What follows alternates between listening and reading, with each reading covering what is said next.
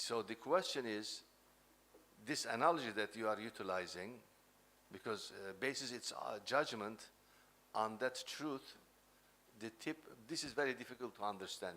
I'll try to make effort because we had many discussions. Dr. Nejati knows, even we said special workshop for this to explain it. So this is what it does. It shows the tip, okay, of which is shown by a universal truth derived from a particular analogy. So there is analogy. I will give example from Maulana Rumi, but you know, in Greek tradition, it is Plato that is using this very effectively, by the way. I am sure many of you probably heard about the analogy of the cave, analogy of the chariot, analogy of the divided line. Many analogies like that he gives to explain, to lead to the truth. So it is that kind of analogy that is used here. This analogy, it's like a binocular. You look through and you see the truth from the far behind. So that's why it says the tip of the truth. It shows the tip of the truth. Because once you catch the tip, you know, a small part of it, then you can gradually push yourself towards reaching it. It's, even the explanation itself is very analogical that you can see.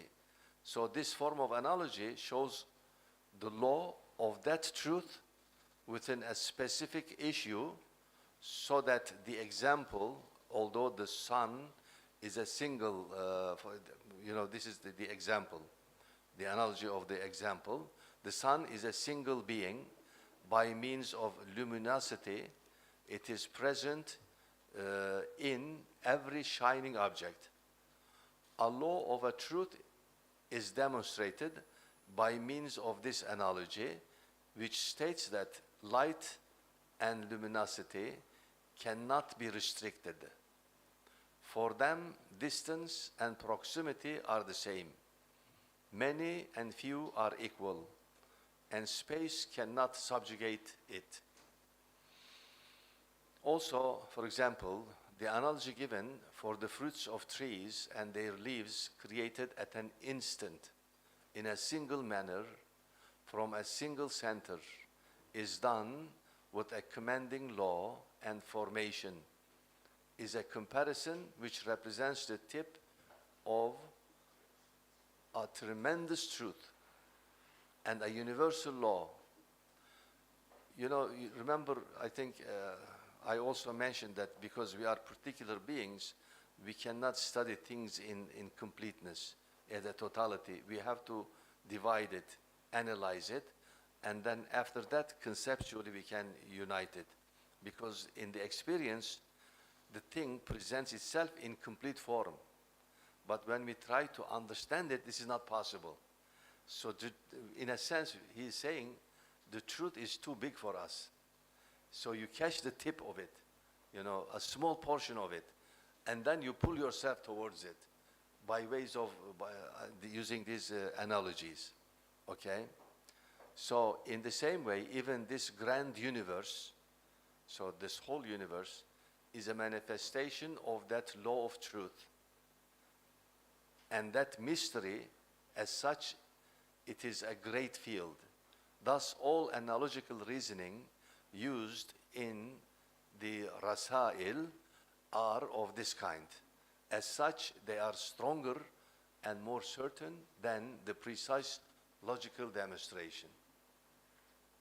Now, when we mention this to a logician, they will argue that, okay, the analogy you give is really not different than regular analogy in, that we use in logic.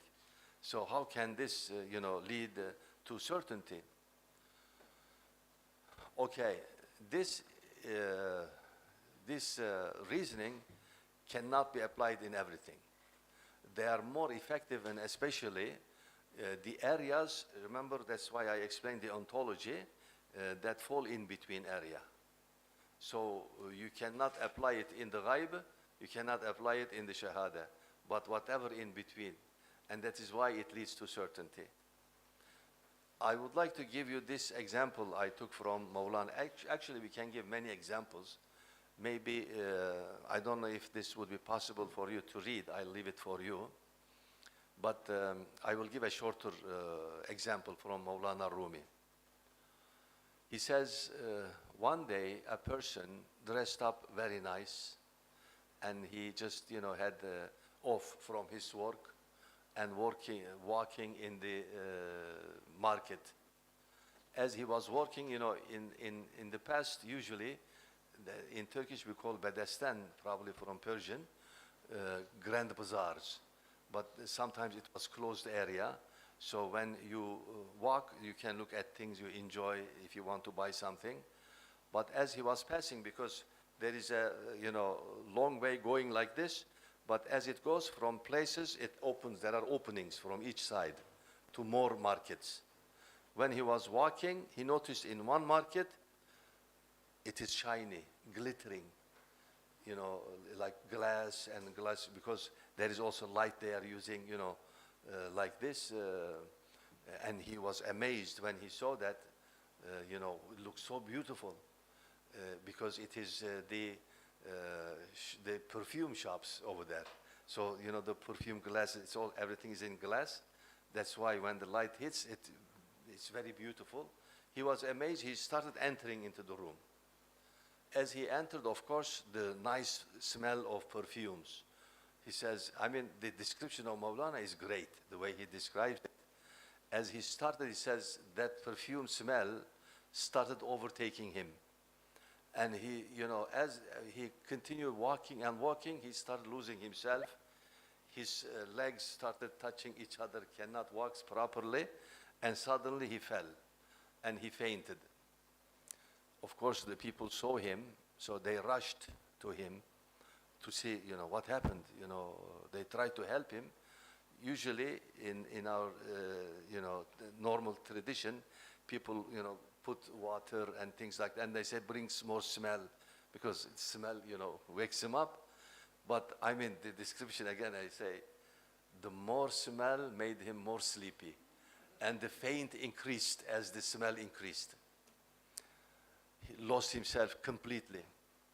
So more people came. Of course, it became very crowded, that area.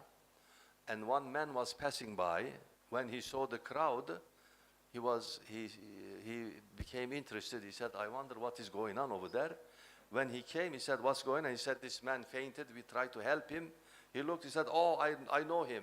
I know him, please. Distribute everybody. Don't stay around here. He dispersed everyone. Don't touch him. Leave him alone. I will come back. I will bring something. So he rushed out. He rushed out. After a few minutes or so, he came back, and he had something in his hand, and he started putting that into his nose. As he smelled, gradually, he says,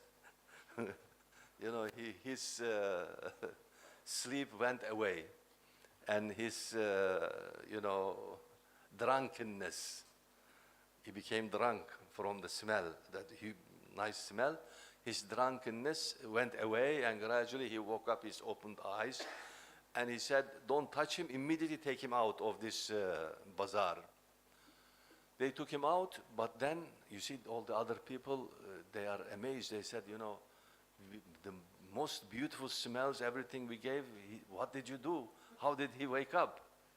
He said, what did you bring? What kind of smell is that? He said, I brought some animal dung. I said, oh, that's stupid, that's so bad. He said, this man, he works in the market of the dabbagh, making for the shoes, that kind of things, because, they do the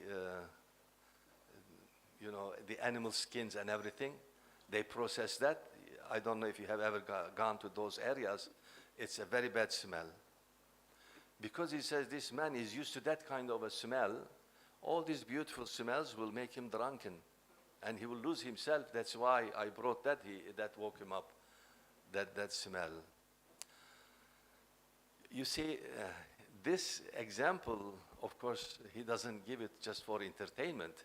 Then after that, that you should read, the way he applies it to the reality, that if you prepare your soul, in those dirty areas and doing dirty things, running after the bodily pleasures and so on, your soul will get used to it. And when your soul starts seeing the truth, it will lose itself. It will be difficult for him to capture the reality, to understand the ghaib. Whatever the revelation is relating to him, it's impossible for him to catch the reality. So obviously, this analogical reasoning that he gives is not explaining us what the perfume is, or what the animal dung is, and it doesn't tell us about the reality of the people, the nature of the person itself. But what he is telling us that if you make yourself accustomed to dirty things and constantly doing bad things, you gradually, your nature will change. Your fitra will be turned into something that is unreal. We understand this truth, and it is very strong, the argument. So the proof is not, a demonstration, but the analogy is very strong. And the analogy, our mind immediately catches that and starts working towards that reality, for that truth. And this is what he says, the road to ma'na harfi goes from this qiyas temthili. And this methodology, this is extremely important, that should be used always. Maulana Rumi's Masnawi is full of these things. This is full of these things. Probably I would call him the champion of qiyas temthili, that he is using a lot. And of course, all the Sufis, they use this all the time. But you see, when they use this, they don't use it in physics. In physics, maybe you can say, unless you relate physics to the ghaib, to beyond itself, you can use it, of course. And there is nothing to prevent you from using it. But as a method, it's not properly used in physical sciences. But definitely, it should be used in social and human sciences. That is what I wanted to relate to you. I hope you will have time to read this story also. Musa, if you write on the internet, probably you'll get it. They might give you the translation. It's a very interesting story, by the way. This also, Musa alayhi salam with a shepherd. Okay?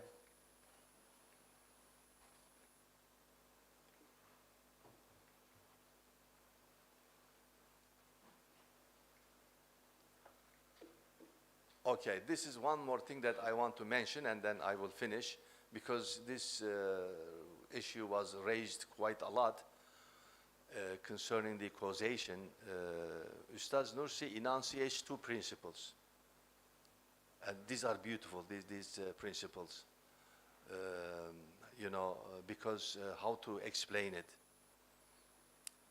And this is he defends, obviously, he defends the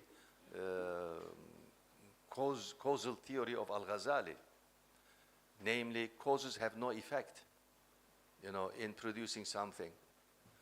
So they are, they are the means which Allah subhanahu wa ta'ala is putting into action. So putting the cause itself also shows him. Then we say, why is he doing this? The answer is that I say there are two arguments. The first one, that theodicy, you probably, those who are from philosophy background will know. From the theodicy, he establishes a principle that might and majesty require causes to be veiling occasions of God's omnipotence for the human mind. This is the way I could translate it, this principle. Okay, again, this is mentioned in Mathnawi Nuriya. He has a book also called Mathnawi. So in that book, there is one section that is discussing this causation, these two principles. You know, veiling occasions, because he says, when we look at things that are going on in the universe, for us, at first sight, especially for many people, it looks as if something evil is done. And as a result, you know, when we see that, if we saw Allah subhanahu wa ta'ala doing that directly, we would immediately blame it for God. We would say, why are you doing this? This is because we don't see the results. We don't see what is goodness in it. So as a result, he put veils that you don't see God directly, but only indirectly. But you see, when you see indirectly, that means you start arguing, you know, thinking, meditating, because you see the evil. Actually, it is not evil. Because another principle is that, you know, the creation of evil is not evil. You know, the acquisition of evil is evil. Because we acquire it, we do it. It is not created for a bad purpose, but we don't see it. As a result, we think it is evil. So God creates things for certain good ends. If causes are not seen as veils of God's acts, the human mind will directly infer God in all natural phenomena and attribute the seemingly evil results of these actions to Him. So this inference harms God's might and glory. Okay? His Jalal and Izzah, these are all, lost. Similarly, we may not be able to see good results immediately and thus blame God for evil. So that is why the causes are put in between. There is a very interesting, it's again analogical, example. When Allah subhanahu wa ta'ala, He asked Azrael that, he should be, he's in charge of the duty of taking the souls.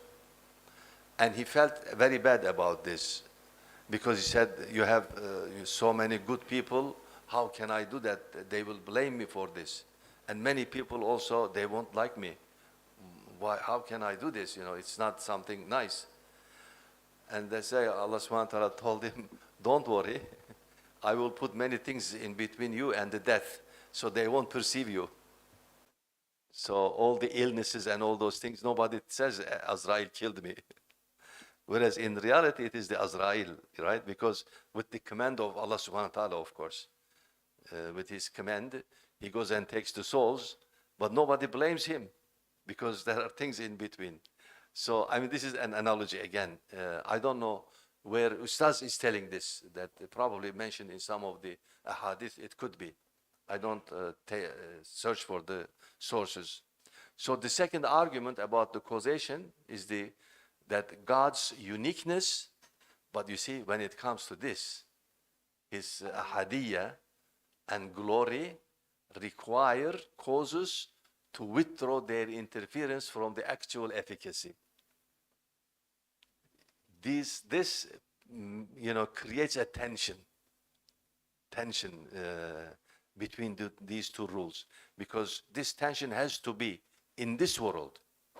In this world, there should be causation. Nothing, if, for example, because the way this world is arranged, there is a need for the causes. For instance, if He created apple instantly, how could we grow the apple tree? We wouldn't be able to get. We always say, "Ya Allah, give me some apple." We wouldn't work for that, right? So as a result, He put the causes in His creation.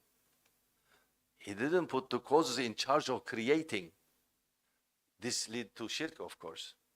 So these two principles, again, Because you see, again, when we look at the causation, although we see that they are means, but they are not creators, the actual creators, we start thinking how all these things are taking place.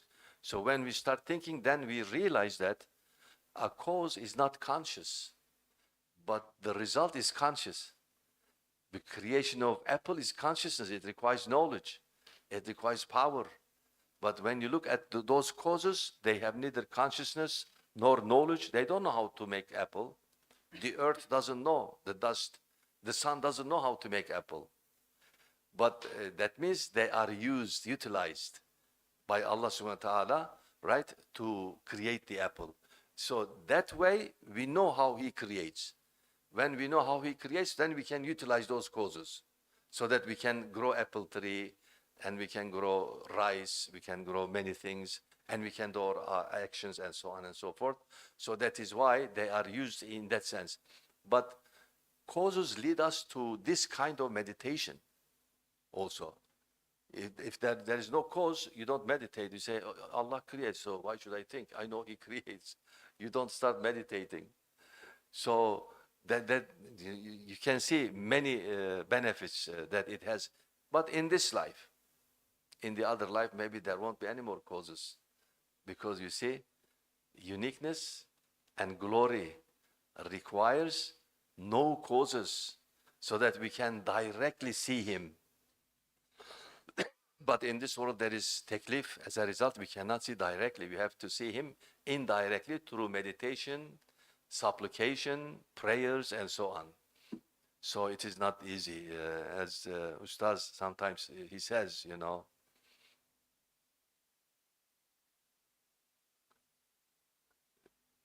the hell is not unnecessary, but Jannah is not cheap. So the paradise is not cheap. It's not easy to acquire it. But on the other hand, the other side is also necessary. There is a need for it also. This is said in this way so that, you know, people realize that there is an effort that should be done. Right? So as the لَيْسَ لِلْإِنسَانِ إِلَّا مَا سَعَى, there are many verses in the Quran indicating to this, that without struggle, you don't get anything. So these are the two issues I just wanted to relate because of these discussions. And then inshallah we'll listen to hear Dr. Ahmed, and then we'll continue our discussions.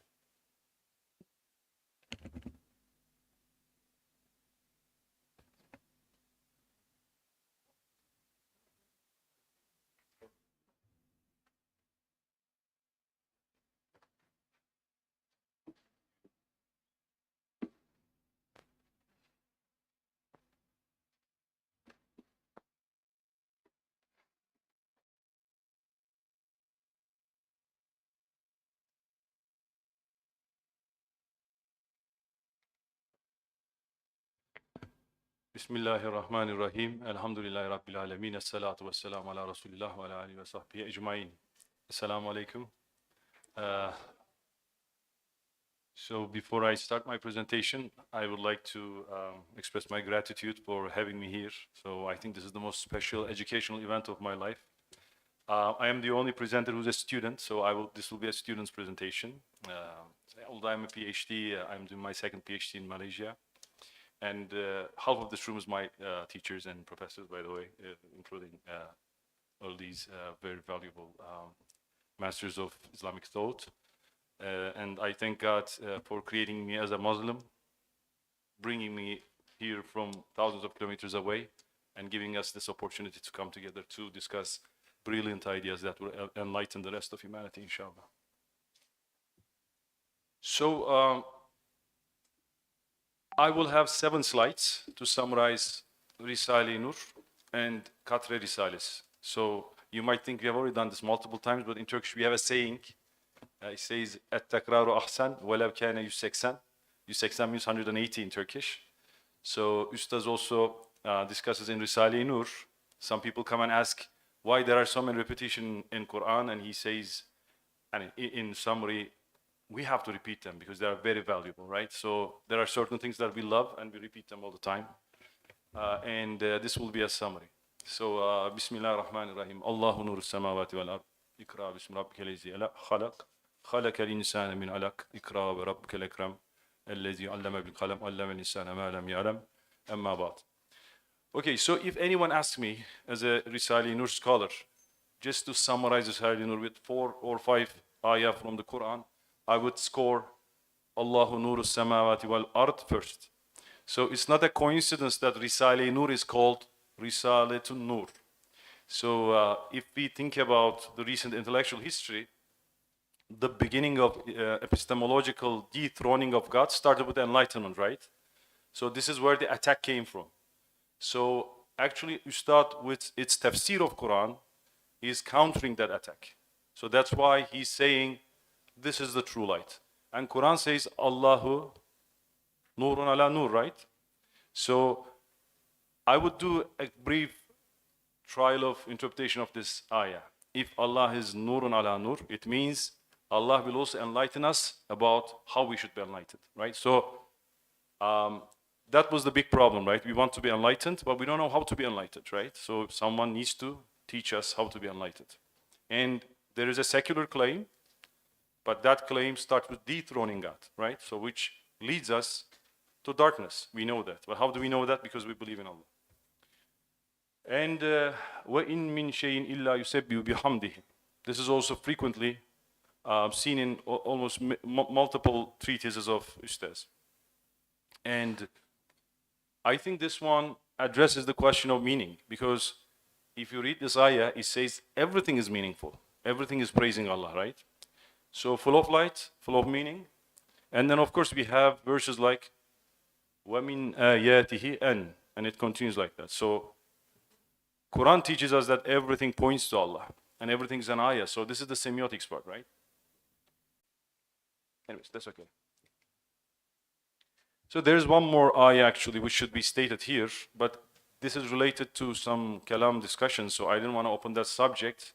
But if you go and check Ali Imran verse number 7, the distinction between muhkamat and mutashabihat, there are different approaches to that ayah based on schools of kalam, right? So Maturidi puts waqf in a different ayah, in a different word in the Quran.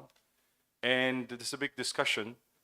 I just want to point out this one, but I don't want to go into discussion. Maybe some of our knowledgeable professors will open the subject. But based on where you put the waqf, yes, mutashabihat is in the Quran, but who's going to interpret those mutashabihat? So in one interpretation, it's only Allah. And those who are experts in knowledge will only know that. They should not go after that.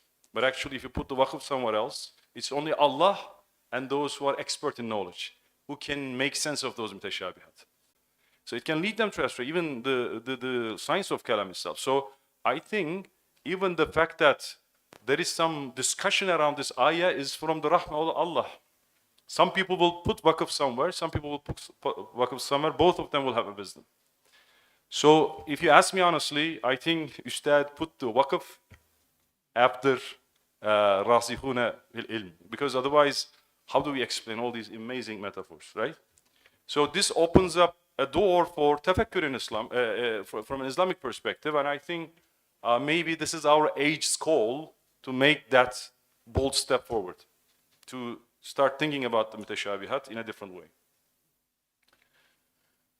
Okay, so this is something from custom to read some Risale Nur, Tabarukan. So this is something I'm trying to do.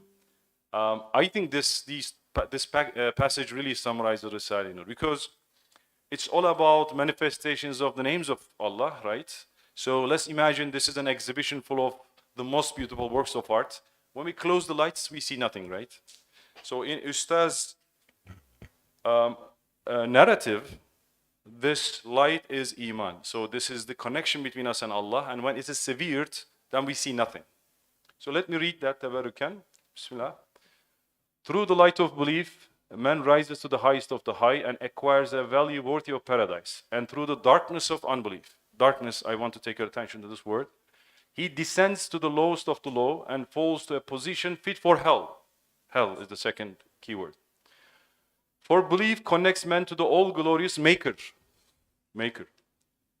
It is a relation. There was a perfect discussion here yesterday about the fact that we're not just discussing theories. It's not a dry intellectual discussion. It's about relation. It's about experience. That was really amazing. I took a lot of notes. Thus, man acquires value by virtue of the divine art and embroideries of the dominical names, nukush esma-i ilahiye in the original wording, which become apparent in him through belief. Unbelief severs that relation, and due to that severance, the dominical art is concealed, like the lights shut off.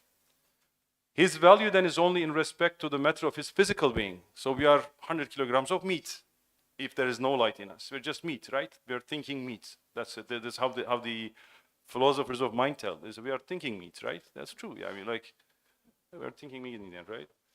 So his value is then only in respect to the matter of his physical being. And since this matter has only a transitory, passing, temporal animal life, its value is virtually nothing. We shall explain this mystery by means of a comparison.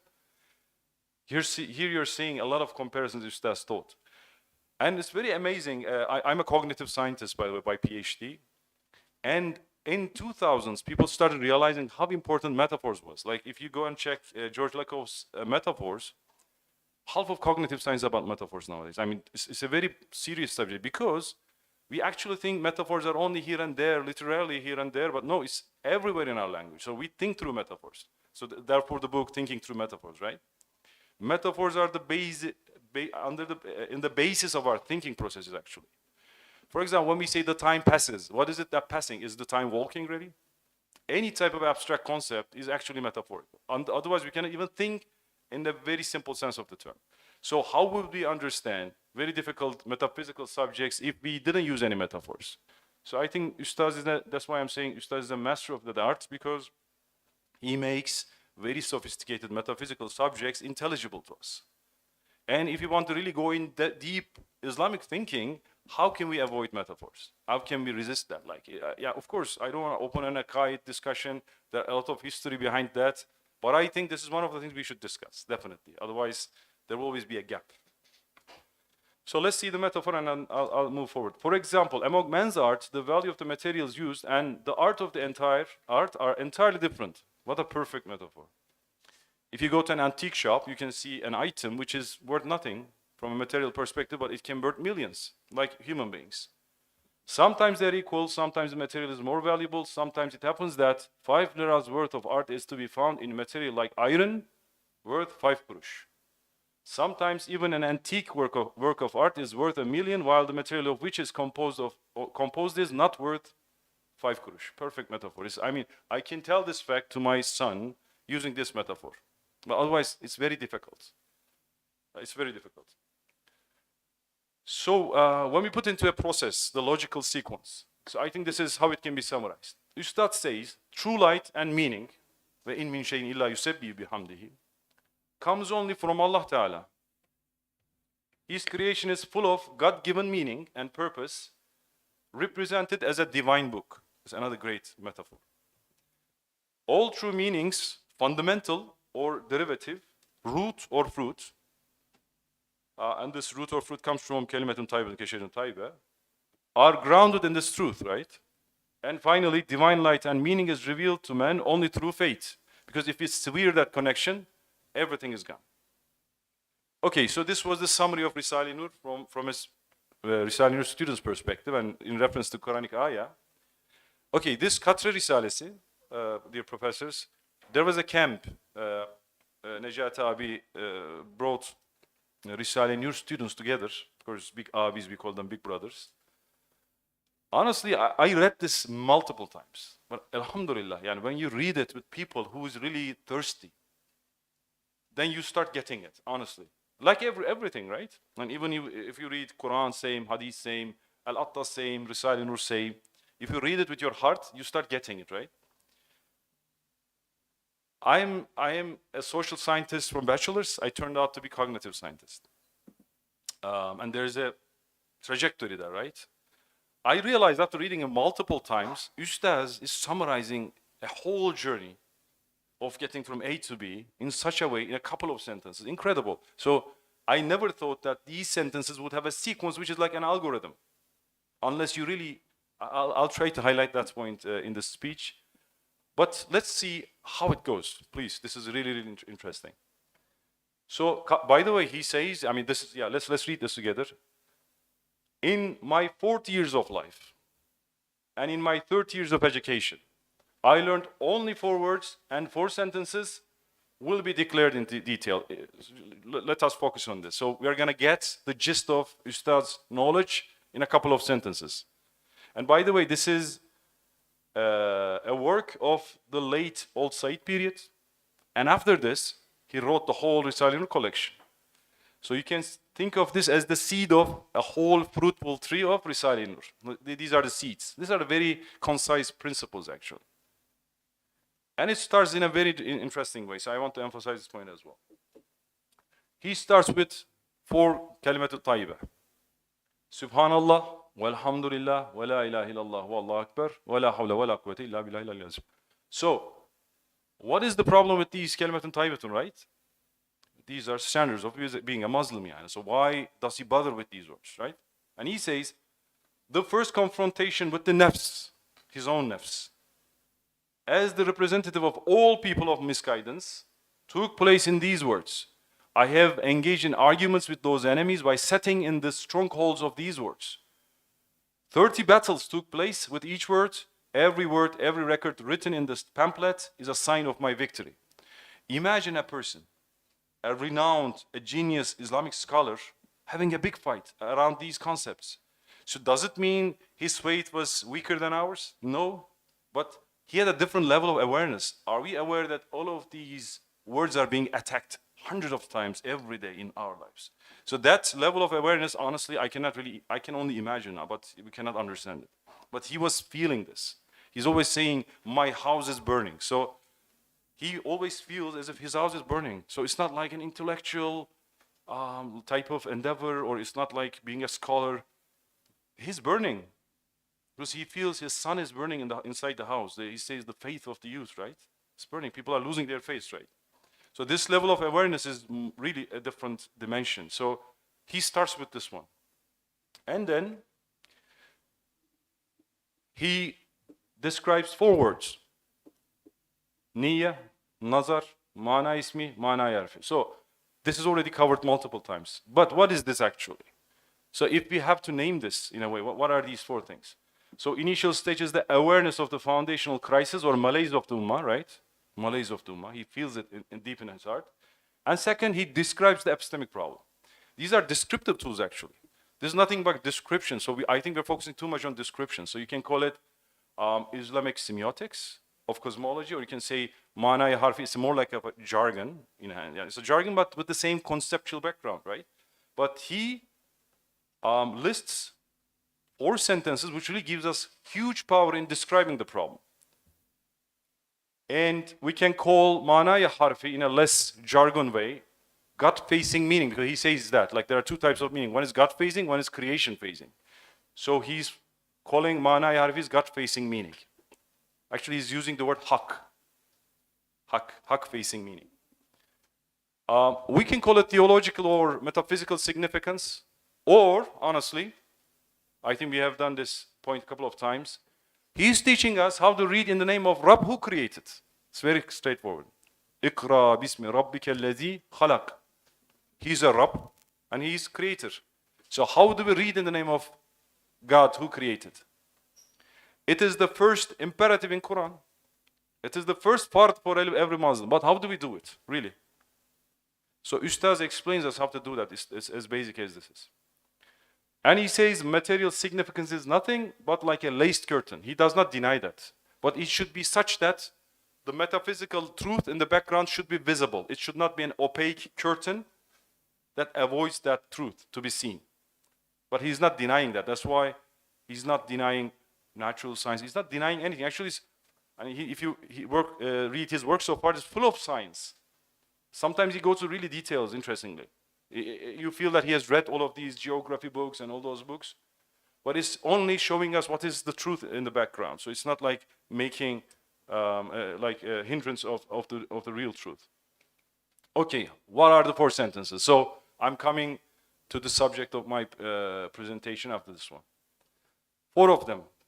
This is the summary of 40 years of incredible intellectual activity, or 30 years of patent strategist. And you're seeing, I would compare him the best military strategist, like the scholarly version of that. Like Iskandar or things like that. He's an incredible strategist in every sense of the word. So what is his strategy? Now I'll start to analyze this one by one, okay? So, hocam siz beni durdurun şey olursa. Okay, inni lestu maliki, what is this? I am not my possessor. So this is a statement about, this is an awareness about and statement of divine truth. This is a statement, but it reflects an awareness about a divine truth. And it renounces anthropocentrism. So what is that? And it also orients us towards the one and only owner. Actually, if you go to Protagoras, what does he say? He says man is the measure of everything, right? Man is the measure of everything. So what happens with enlightenment thought? Man is recentered. He says man is the measure of everything, right? Rousseau and all these things. Everyone and all the enlightenment. It started with Kant actually. So says, I mean, he secularized epistemology in a sense, right? Because he severed the connection with the revelation. We can rely on secular rationalism, right? Rationalism, as we experience the world, he ignores ulumul ghaib, right?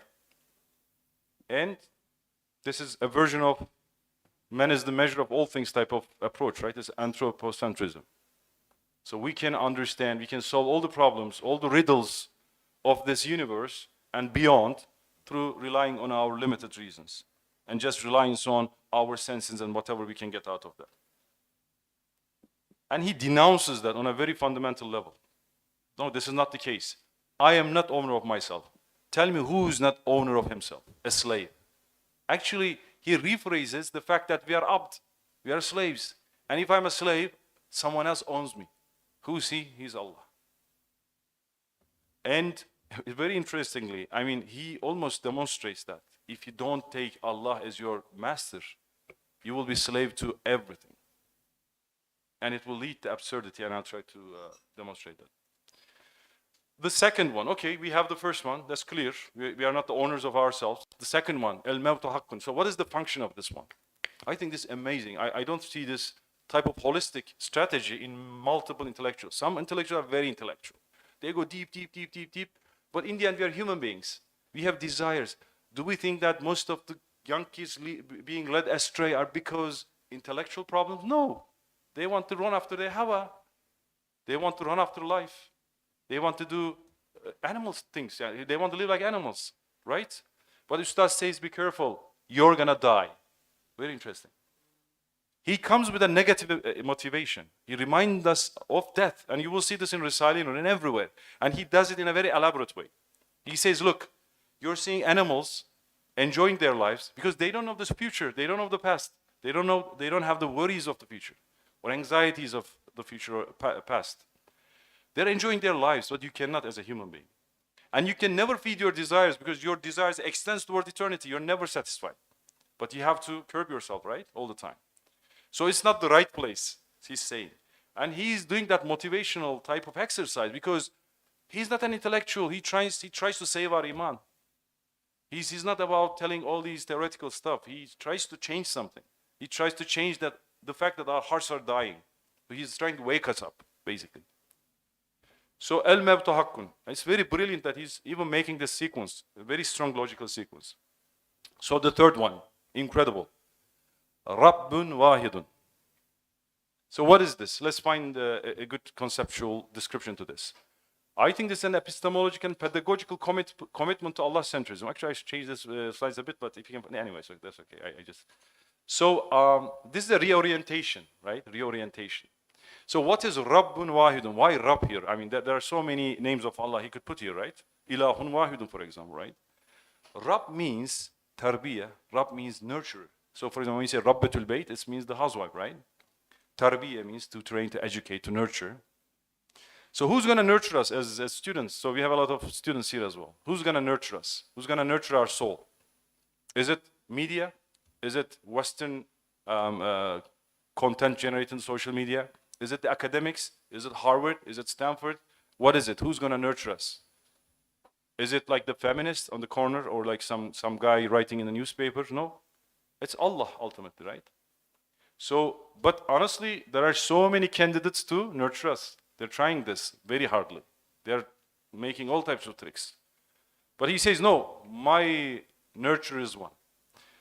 In the same camp, there was a professor called Shanal Abi.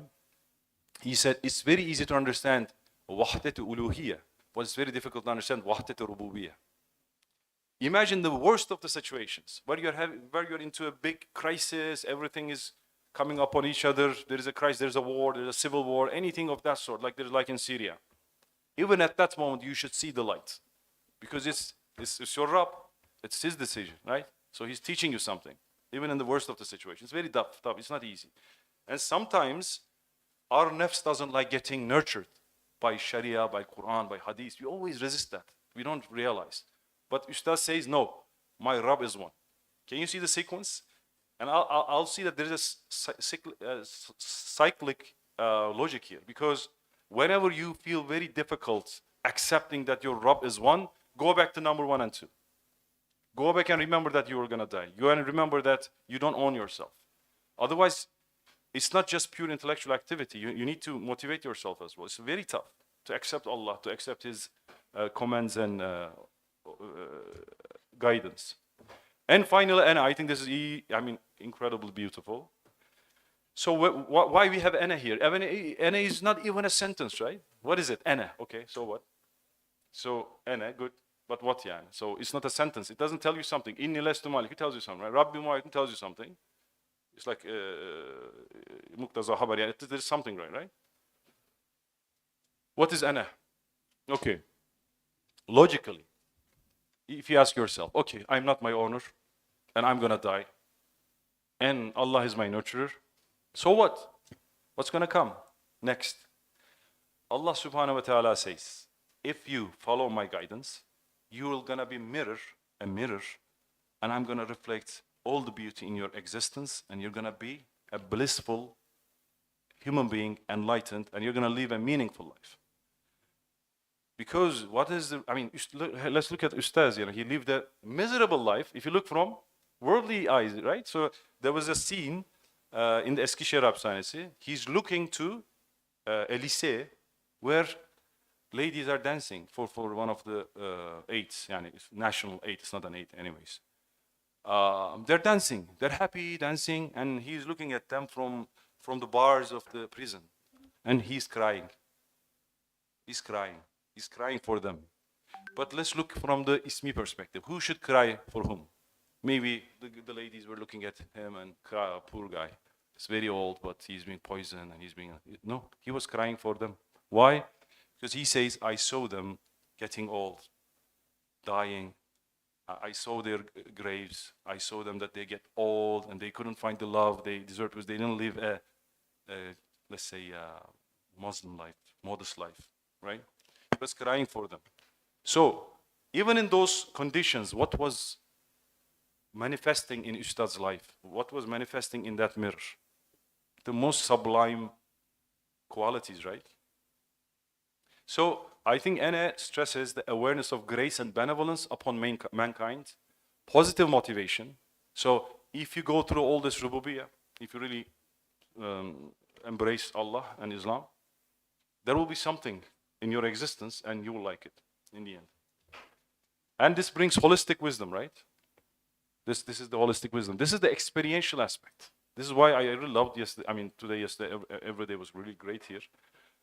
But there's an experiential aspect we should really dig into. It's not only about intellectual stuff. It's not about finding better descriptions of the same phenomenon, It's about what we experience here together. So, Ana, as Ustaz says, it's a key. It's key to what? Meaningful and enlightened existence, stretching towards eternity. It's a key. Okay. So, I'll do something here. So, actually, I had different slides, but it's okay. I'll try to fill that gap myself. So, things are known through their opposites, right? So, what's the opposite of darkness? Light. What's the opposite of light? Darkness. So, I just mentioned that, typos are here. Okay. If you can find the new one, because this is not the latest one, maybe Nettie can share with you if you don't mind. You don't have it? It's okay. There are some typos. Anyways. Okay, so what we said was there was a claim to enlightenment by the West, right? Modern West.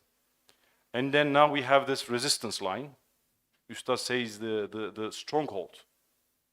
So his stronghold, right?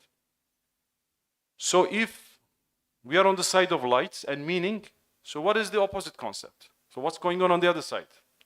So we know that throughout the Enlightenment, God was dethroned, right? So we can call it epistemological dethroning of God. Hasha ve kella. And it's a disregard for revelation and the authority of religion, right? We know that. They don't regard religion, right, as something that they can acknowledge, or they can gain knowledge from, right? They ignore it, they disregard it. And they rely on rationality, and they're anthropocentric. And I mean, I need to talk more about liberalism, but I just put it as an association. Of course, Enlightenment and liberalism, Enlightenment gave birth to multiple ideologies, but liberalism is one of the dominant ones, right? Freedom, human decision, human self-reliance, so on and so forth. So there are certain children of enlightenment, one of which is existentialism. So what is existentialism? Existentialism saw something. They said, look, we don't believe in God anymore. If there is no God, there is no meaning. So what are we going to do with this situation? They said, let's have personal meanings. Now, hasha wa kella, we are the gods. So we're going to make sense of the world, and that will be the meaning of the world. They tried this really badly. And actually, Simone de Beauvoir, which is like one of the first feminists, I'm going to link this with the upcoming slides. She is one of the thinkers who made the distinction between sex and gender. Why? Because there is no meaning in this universe, and there is no essence, and sexuality, it's gender, no more biologically grounded. It's whatever you think it is. And she started questioning gender roles. But what is the next? Camus comes with another idea. He says, look, we cannot deal with absurdity. Let's face this. Let's accept this, he says. But let's embrace absurdity, because we cannot avoid that, right? So it's going to be absurd anyways. We cannot find meaning because they are trying, they are giving personal meanings. It doesn't work. He said, okay, let's embrace absurdity. So let's be authentic. And he rejects hope. The hope that he rejects is leave hopes for meaning. I mean, there's no meaning, there is no hope for having a really objective meaning in life. Okay, what can we do? Are we gonna go suicidal? No. Let's embrace absurdity. This is this brilliant idea. Let's embrace absurdity. And what's next? Nihilism. Surprise. You cannot embrace absurdity for so long time, right? You're gonna go crazy. You're gonna go mad. Like Nietzsche himself. Nietzsche said, Kella ve hasha, God is dead. Now there is no meaning around. Nihilism. No meaning. And Schopenhauer's pessimism. Around the same dates. All very pessimist guy. When you read him, like, you will feel the darkness in you, honestly. Postmodern incredulity towards meta-narratives.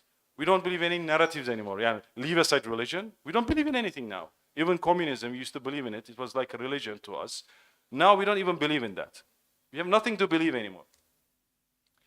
And it popularizes subversiveness. They kept on deconstructing. In the end, they had nothing left. And Durkheim's suicidal society. And social atomization. And finally, monkey philosophy. So you know what monkey philosophy is? It's truth. They say, and there was another very great talk today. Turan Hocası. They say, as Hocam said, there is order and beauty in this universe. How could it be? So, you know, we have this metaphor, and if you have like a handful of letters and you throw them, you wouldn't expect to have like something like Shakespeare's works of art, right? You suddenly throw them and it comes out as a very meaningful book. It's not reasonable, right? They said, look, if you have infinite number of monkeys, just randomly putting on the keyboard, there is chance that one of them will write Shakespeare's works of art, like Romeo and Juliet, let's say. Come on, please. This is their best, This is monkey philosophy, I'm calling, and it's the multiverse idea, is the monkey philosophy at the same time. So, And somehow, like in the West, everything goes down to monkeys somehow. Yeah, they have some obsession with monkeys, most probably. Okay, but inshallah, they're not gonna turn us into monkeys. Inshallah, we're gonna resist that. Inshallah. Okay. Actually, this not, brother, Sister Nettie, can you send the last version of my slides to brother, please? Because this is a different order. I just sent it over the WhatsApp. You already sent? Can you open that one, please? This is not the right presentation, by the way. Yeah. I changed the order a lot, but okay, yeah.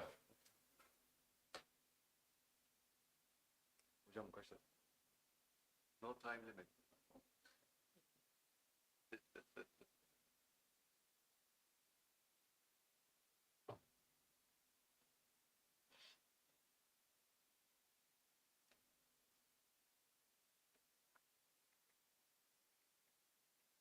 Okay, in the rest of my presentation, okay, so I will analyze the 4 sentences, but from a methodical perspective. So I will try to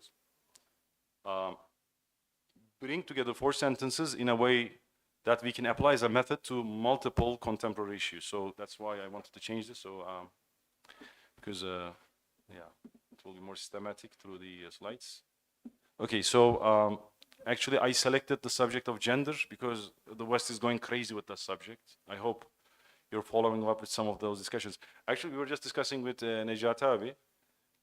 He said, like, I think because such a lovely environment here, so we are so beautiful people and like pious people around. He said, no, excuse me, Saeed Abi. He said, I think Dajjal hasn't visited this place, you know, like as a joke. I don't know like how much you're following up with that discussion, which is really, sorry to say, but disgusting, honestly. But we as Muslims, we have responsibility for the rest of humankind, right? So we cannot just ignore what's going on in the West. And most of people here either has some relative in the West or they lived in the West. So a lot of crazy stuff is going on. And if we don't do anything for that, there's a big chance that they're going to come to us. They're going to come for it. There was something like they're going to come for you as well, right? This happened, you ignored. This happened, you ignored. And in the end, they came to you as well, right? This will happen to. They come already? Okay, welcome. Exactly, yeah, exactly. Yeah, exactly. Thank you very much, brother. Thank you, by the way. Okay. So, actually, there are so many subjects we can entertain to attack monkey philosophy, but I selected gender because there will be another talk tomorrow, so I wanted to make a bridge between these two. So let's see how it flows, how the narrative goes. First of all, postmodernist incredulity towards grand narratives, objective meaning, and truth. Okay, some guys decided to be relativist. Good for them. Meaning is subjectively constructed. No objectivity, no essence. Oh, very good, nice. So there is no Rab, there is no creation, there is no ta'ayyun, there is no nothing. They solved this problem. They found the truth, mashallah. And social constructivism, ladies and gentlemen. If you're a social scientist, you're going to suffer a lot from this thing. Social constructivism. It says, social factors create meaning, knowledge, and reality subjectively, including gender. Wow. You know, there is a documentary called What is a Woman by Matt Walsh. It's very funny. Wow, very funny. It's funny, but we can cry at the same time. It's tragic. The guy is a conservative, but Christian conservative, so they're limited in knowledge, right? But despite that, he has some point because he has some type of truth from, like, at least partial truth, let's say. He's making a documentary. The only question he's asking is, what is a woman? And no one can answer, except for his wife in the end of the documentary. And the guy say, I mean, of course, the guy is like a man, but he's actually a woman. And he's asking her, yeah, for us, it's her still. Who are you? He says, I'm a woman. And he says, can you define what a woman is? She cannot, or he cannot, whatever. And it's very absurd. Yeah, and it's really, sometimes you're going to go, I feel I'm going to lose what is this? I'm dissociated from reality. What are these guys saying? What type of craziness is this? It's total madness, really, truly. And the guy mocks this throughout the documentary, and it was watched hundreds of millions. Incredibly. And this is the civilization we have been following for the last 200 years. Monkeys. They are born out of monkeys. They are trying to make us monkeys. This is the civilization. Okay. Nature and nurture dichotomy. They killed us with this dichotomy in the social sciences. They killed us with this dichotomy. Why dichotomy? Islam is the deen of fitra. Allah is our nurturer. He knows our fitra. There is no dichotomy. There is no dichotomy. It's nature and nurture. It's together in harmony. But nature or nurture? Okay, what is feminist theory? Feminists started radical questioning and renunciation of traditional roles of women. Oh, mashallah. So they started doing that. You know, the feminist in one of those documentaries, you should watch that. She is furious against LGBT movement. Why? Because she cannot claim she's a woman anymore. If she's, I'm a woman, she will be questioned. But she doesn't realize, you started the game. You started questioning. You started questioning. You started deconstructing everything subversively, following Satan. Now, you can even not bear what you have produced with your own hands, right? And these queer guys, radical questioning and renunciation of binary understanding of, oh, nice, binary, wow. It's like it's a computer science, binary, like. No essence, therefore no manhood or no womanhood. No essence, okay, mashallah. Rejection of biological grounding for human sexuality. I cannot say I'm a man, I'm sorry, because it's not about nature, yeah. What is a woman? What is a man? They are not adult females or males. You cannot say this anymore. And the philosophical question. Excuse me, the philosophical expression behind all these, I have a good word, but I'm going to say it now. I am the measure of everything. They are gods, mashallah, you're good gods. I give meaning to existence, mashallah. We are seeing the meaning that you have given to existence, mashallah. And political expression, my body, my decision, salam alaikum. My body, my decision, salam alaikum. So now we'll see what's happening with this. Okay, so now I'm suggesting something. Let me now apply Harfi perspective to, this is still the old one, anyways. Anyways, this is the one before. Anyway, so first of all, let's see whether this is algorithmic. Let's see whether this is methodic. 4 sentences. Let's apply one by one. So we are facing with an absurdity like this. I'm going to call this and darkening absurdity. So we are faced with monkeys who are really absurd and meaningless, right? So how do we engage with them? How do we engage with their discourse? First of all, do I own my body? Can I decide to do whatever I want to do with my body? No, because I do not own my body. Salam alaikum, this is the truth, right? I don't own my body. If you own your body, we can also make immanent critique of them, because it's very contradictory at the same time. If you own your body, then do whatever you want to do it. Commit suicide. Why do we stop you from committing suicide? There are a lot of discussions, even the liberal society. Go and take drugs, how much ever you want. Why do we stop you? Why do you stop people for taking drugs if they own their own body? Even in their own law, they are stopping people to do, I cannot cut myself, I cannot kill myself. They're trying to do that as well, euthanasia, things like that. But it's in a controlled environment. So actually, even it's, from a secular perspective, it doesn't make sense. But for us, we do not own our body. Why I'm emphasizing this? I know all of you already knows that. But sometimes we don't understand the depth of this. We have feminist Muslims. My body, my decision. Oh, you're seeing hints of that type of deviation hidden in between the lines. We are not pure of it. So Ustad is creating that type of awareness in us. We should always remind ourselves, I do not own this body. It's Allah's decision to make me man or woman or Turk or Kurd or Arab or Indonesian or blah, blah. This is Allah's decision. These are all tests for me, nothing else. He's my master. I'm going to act according to what he wants me to act. That's it. And if I'm having difficulty digesting this information, then I should remember something. I'm going to die. When you're in the grave, no nationality, no gender, no nothing. You're in front of Allah. That's it. Salam alaikum. You see, there's a sequence, right? So it's like teaches you something somehow. Like Ustad's a really great teacher, incredible. Like he takes you from somewhere, but takes you from somewhere to somewhere else. Let me continue. You will also appreciate, inshallah. So, Rabbun Wahidun. If my nurturer is one, who is going to teach me how I should behave as a man? Allah. What does Allah say to us, subhanahu wa ta'ala?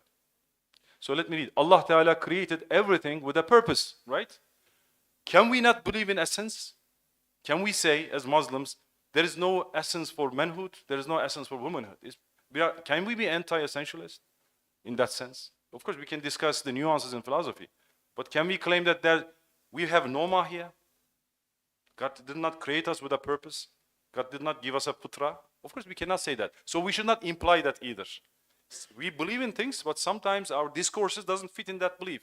As Professor said, we have a foundation which is rectangular. Sometimes we really try to build a circular building on top of that. That's the discrepancy. That's the syncretism of Muslims, unfortunately. We are bringing together things which doesn't fit together normally, right? So we cannot be anti-essentialist, sorry. We should think about why Allah created me as a man or woman, first of all. And He owns me. I don't own my body. That's a big illusion, delusion. It's a secularist delusion. So that's why I called, this is an antidote to secular delusions. Okay. Allah Ta'ala created everything with a purpose. Allah Ta'ala teaches me the purpose and responsibilities of my manhood through His book and Prophet Sallallahu Alaihi Wasallam.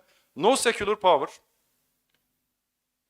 be it in the form of hawa of my nafs, or academic hegemony of some Stanford University, blah blah university, MIT, whatever, Harvard, media influence, or socio-political pressure can challenge Allah Ta'ala's unique authority for guidance, right? There's one guy, right or wrong? There's one guy from India, right or wrong? Epistemological commitment. This is my epistemological commitment. And this is an antidote to anti-essentialism, relativism, social constructivism, anthropocentric epistemology. So now let's see the data. What Allah wants from us to behave as a man and woman. These are relevant to the subject of gender. Estağfirullah. And one of His signs is that He created for you spouses from among yourselves so that you may find comfort in them. MashaAllah. So beautiful, right? He has placed between you compassion and mercy, complementarity. So beautiful, right? What's happening right now? We are seeing that with Allah's light and meaning, something started reflecting in us, right? Compassion, love, beautiful things started coming out, right? Men are the caretakers. Oh, that's a bit critical. الرجال قوامون على النساء. قوام. This is an ayah. This is the rububiyyah, right? So now Allah is teaching us, right? Right or wrong? Now Allah is teaching us how we should behave as a man, right? Correct? O people, we created you from a male and female, and we made you into peoples and tribes that you may know one another. So we need to know each other, right? Male, female, different peoples of Islam. We need to know each other, and it's gonna bring richness. Richness, love, compassion, qawwamiyah, rububiyyah, and fitrah, of course. So, direct your face toward the religion uprightly as a Hanif, the fitrah of Allah upon which He has created all people. No change should be there in the creation of Allah. That is the correct religion, but most of the people do not know. Unfortunately, we are seeing that. Okay. So now this is the interesting part. Ana. So let's say now we know that we don't own ourselves. We are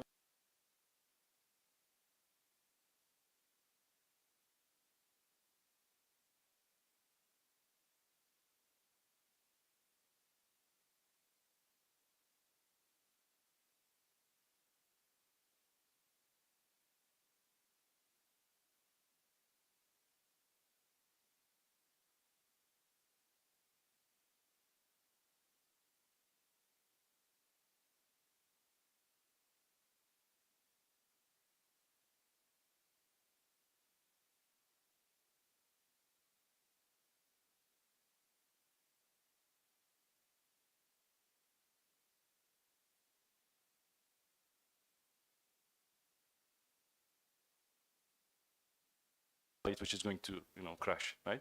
There's no atheist. Everyone starts praying somehow, right? Are you going to find a feminist, or is she going to say, save me from this guy, right? What if you don't save the guy? I heard like the Dirilish Arturgul music in the beginning of yesterday's ceremony, right? What does he represent to us? Dirilish Arturgul, for example. Why is he so popular? Because he stands for Islam, with sword sometimes, with wisdom sometimes, right? Yani if qayyumiyya is the fact that men should be qawwam ala nisa, doesn't find the reality in our lives, that means we are darkening this room. A beautiful dominical art of Allah subhanahu wa ta'ala will not be visible because of us. Now we are zalim. See? Now we are zalim. And if someone attacks this country, and there is a hadith for that, there will be one time, you will be so many, but you will have zero weight. They're going to attack you. They're going to ruin you, right? When we look at that history, are we proud of that?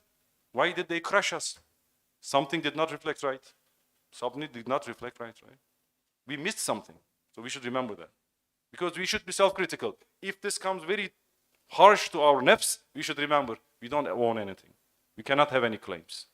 It's very tough. Okay, testing the perspective with tougher issues. Let me go tougher. Bear with me 10 minutes, please. If I say, الرجال قوامون على النساء is reflection of two names, protector, provider, قوام. But how about exercising authority? So does الرجال قوامون على النساء imply exercising authority over women? Does it? There was a discussion. There's a guy who's reacting to the LGBT culture and says, look, we have to stand behind the masculinity and femininity as values. And he's trying to support that. But the problem is, they cannot still define that. Because, just to give you a quick example, the discussion goes like this. He says, let's say my wife wants to go to some street and eat some food, but in that street there are gangs. And you're the protector of your wife, right? Is it correct? And your wife says, no, I want to go there. And you know that she's going to be killed. Can you stop her or not? This is the discussion. He says, actually, the guy tries to define the fact that traditionally we were protectors and providers of our families, right? As men, right? Now, he's discussing, of course, I'm not going to stop him. He's a sovereign individual. He's a sovereign individual. He cannot go that step, and he cannot take this final step, which makes it logically coherent. He cannot be logically coherent. Why? He doesn't have the foundation of Islam. But we as Muslims, can we say sometimes the name of Allah, Jabbar, also reflects in man? Can we say that? Jabbar? It doesn't sound very Jamal, right? It's not like Latif, it's not like Wadud. It's Jabbar. Who wants to be Jabbar? They're going to tell us, you're violent, you're crazy, you're a terrorist, right? No. It's all about how you combine these values. When you say no to your kid, is it because you hate him or because you love him, right? You want to protect your life, you cannot stop your wife because they think, oh, she's a sovereign. No, she's not sovereign. If Allah gave me the right to say no to my wife, I have to do it. Otherwise, some darkness will be there with me, in my essence. Some light will be concealed, right? She's going to die over there, and people will talk to me later on, what type of a man you are, right? So these are the parts where we need ustaz. Because I'll give you one example. Last year, alhamdulillah, last year I gave a speech here as well. The subject was, again, a bit like dangerous like this, like subjects that people typically don't discuss too much. And there, ustaz does something incredible. He discusses against equality. Can you do that? Can you discuss against equality? But look how he discusses that. Now you'll see the wisdom. And yesterday, again, in one of the great discussions here, I think Professor Adi, we have to interact with the nature in a respectful way. We need to respect Allah's laws. It's not for us to control. It's not for us to distract. We need to respect. But if we are going to respect nature, which the West, preaches us every day, right? Why don't we respect our own nature? Why don't we respect our bodies? This is a contradiction. Yes or no? It's a contradiction. But they are bringing us these two packages, and we are just following them. It's really incredible. And let us see how Ustaz defends inequality. Can we do that? It's very difficult. They are going to kill you, right? Intellectually. So they are going to cancel you. They're saying cancel you, right? Cancel culture, you know that? Cancel you. They're going to make you excommunicate, right? We have 15 minutes to end this session. Yeah. I'm not going to stop you, but I'm telling you 15 minutes. I know, it's more than enough, but it's coming to an end. No time for discussion. Okay, now let's see the latafa in Ustaz's writing. How he makes a point, which is very tough to make. Look, let us see the wisdom behind it. If someone who opens up a new way in the life of human society does not act in conformity with the natural laws in force in the universe, he cannot be successful in beneficial works and in progress. All his acts come to serve the interests of evil and destruction. Since actions must be in conformity with the natural laws, absolute equality can be applied only by changing human nature. Incredible. Absolute equality can only be achieved by changing human nature. Look at the communist experiment. What happened? What happened to communism? Equality, equality, equality, equality. They made this moral hegemony over us. Oh, socialists, they are for justice, they are for equality. What happened? Mass killings, zulm, cruelty. Equality? Come on, it's very nice. They're still powerful. They still feel overconfident. Equality, equality, equality, equality. Which equality? All his acts come to serve the interests of evil and destruction, since actions must be in conformity with the natural laws. What is this? Rabbun Wahidun. My nurture is Allah. Allah put those laws, and I have to act accordingly. I cannot just make up a crazy idea. Everything will be equal. Everything will be same. Come on. Are you created that way? Why don't you respect the laws of nature upon you? However, human nature and the underlying wisdom in humankind are contrary to the law of absolute equality. Such an eloquent way of putting this, right? For to demonstrate his perfect power and wisdom, the all-wise creator produces many crops from a single thing, and it continues like that. And the next one, please be careful here. The sole means of saving women's happiness in the hereafter and their happiness in this world, as well as saving the elevated qualities in their nature from corruption, is the training given by the religion of Islam, and there is no other means. So, which names are supposed to manifest in womanhood? Very interesting subject. Let's try to take the same approach here. By the way, when we go back to the previous subject, it was a bit tough, right? So there was this concept of exercising power, things like that. So they are very risky subjects, right? So it's not easy to defend these type of things, right? But let's see how we would follow this methodology to even discuss a subject like this, like create a discourse which is convincing, latif, and wise. Okay, I do not own my body. My body and its sexual fitra is given to me by Allah, and I belong to Him. I am entrusted with this body temporarily. So this is an antidote to my body and my decision and anthropocentric epistemology. Second, al-mawt hakkun. I will definitely die and be held responsible for my deeds. I cannot act according to my own desires. Hawa. Antidote to live your life, live your life, live your life. Which life? Short, miserable, right? Which life? Are you going to be sick? Which desires are going to reach out in this life? Even if you are quote unquote the luckiest one, right? Which life? Why are they keep on imposing us this idea? Live your life, drink this, under the cover of this beer, you will find life. You know, you go to this place, you're going to live. This is a constant promotion of, this is accompanying academics. It's not like just intellectual. They're also bombarding us with all these messages, semiology, whatever. Hedonistic and egoistic secularist temptations. Now they're gone. Inshallah, and to a certain degree. Al-mawt hakkun, I'm remembering that.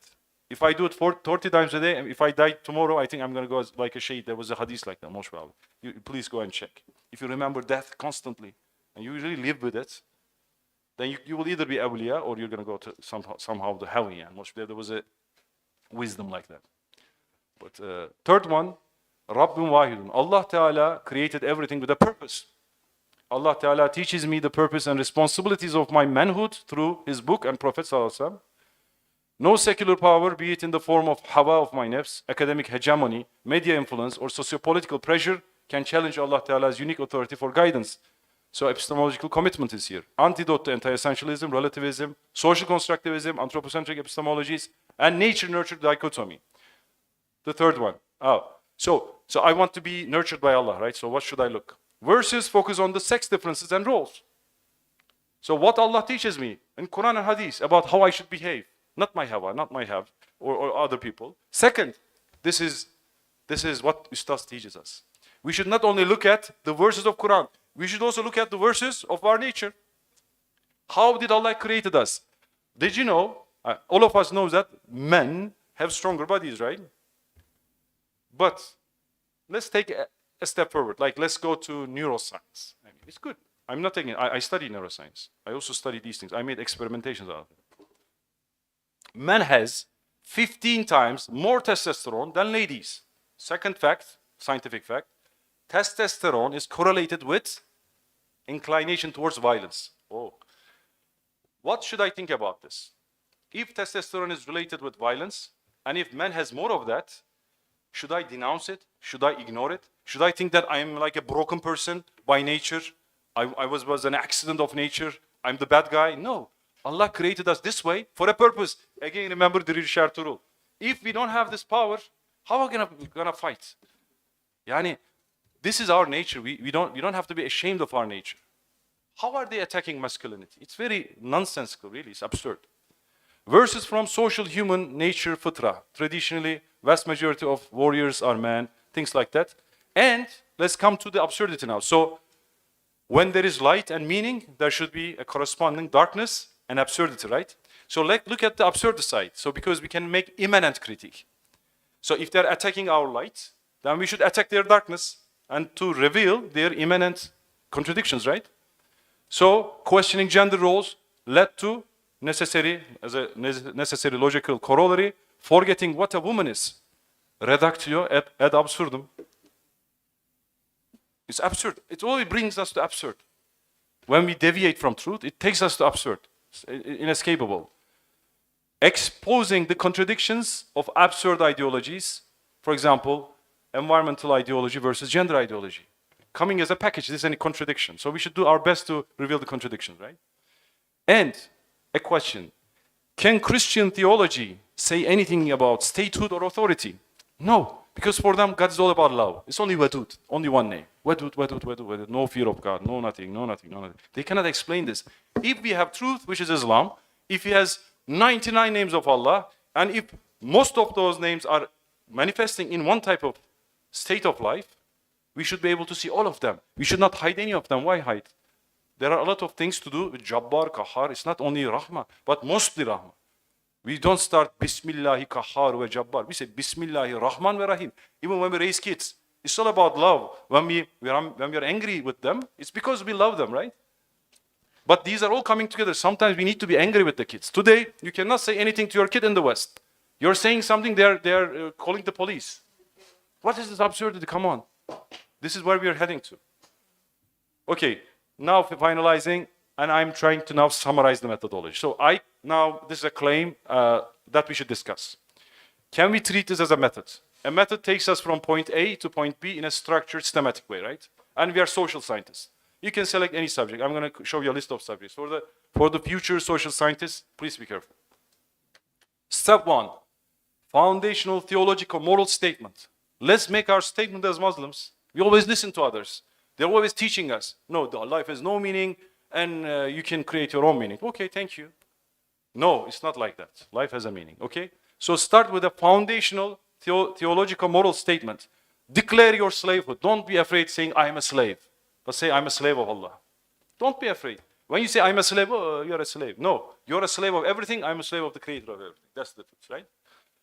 Renounce any shirk indicating existential claim. You're not sovereign. Who said you're sovereign? Who said you're sovereign? You're not sovereign. You rely on God only, right? You're not sovereign. You don't own even your body. Who are you? Are you a pharaoh or something? No, you're nothing. Let's accept this. Expose the claims of the competing worldviews. This is Sartre. Oh, Sartre. Modernity is a world where the transcendent has disappeared. There is no longer any God to watch over us. We have to be gods ourselves. Make sense of things. Find meaning even in the darkest moment. Wow, so literary, right? Another monkey. Monkey.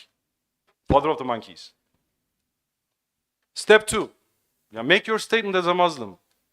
Don't be afraid, right? Step 1. Step 2. Negative motivational statement. We are human beings in the end, right? We have fears. Everyone has fears.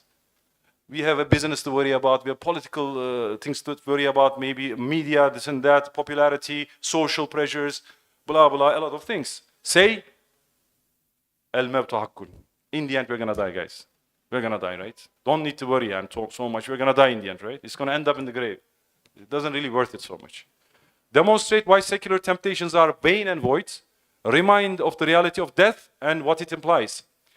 This is what Carl Jung is a smart guy, by the way. I like him. Secular thought cannot cope with death. It is an Achilles heel, guys. Achilles heels. You can shoot modernity from their heels because they cannot make sense of death at all. They have nothing to say about that. And Jung says, modern man is sick because he is not whole.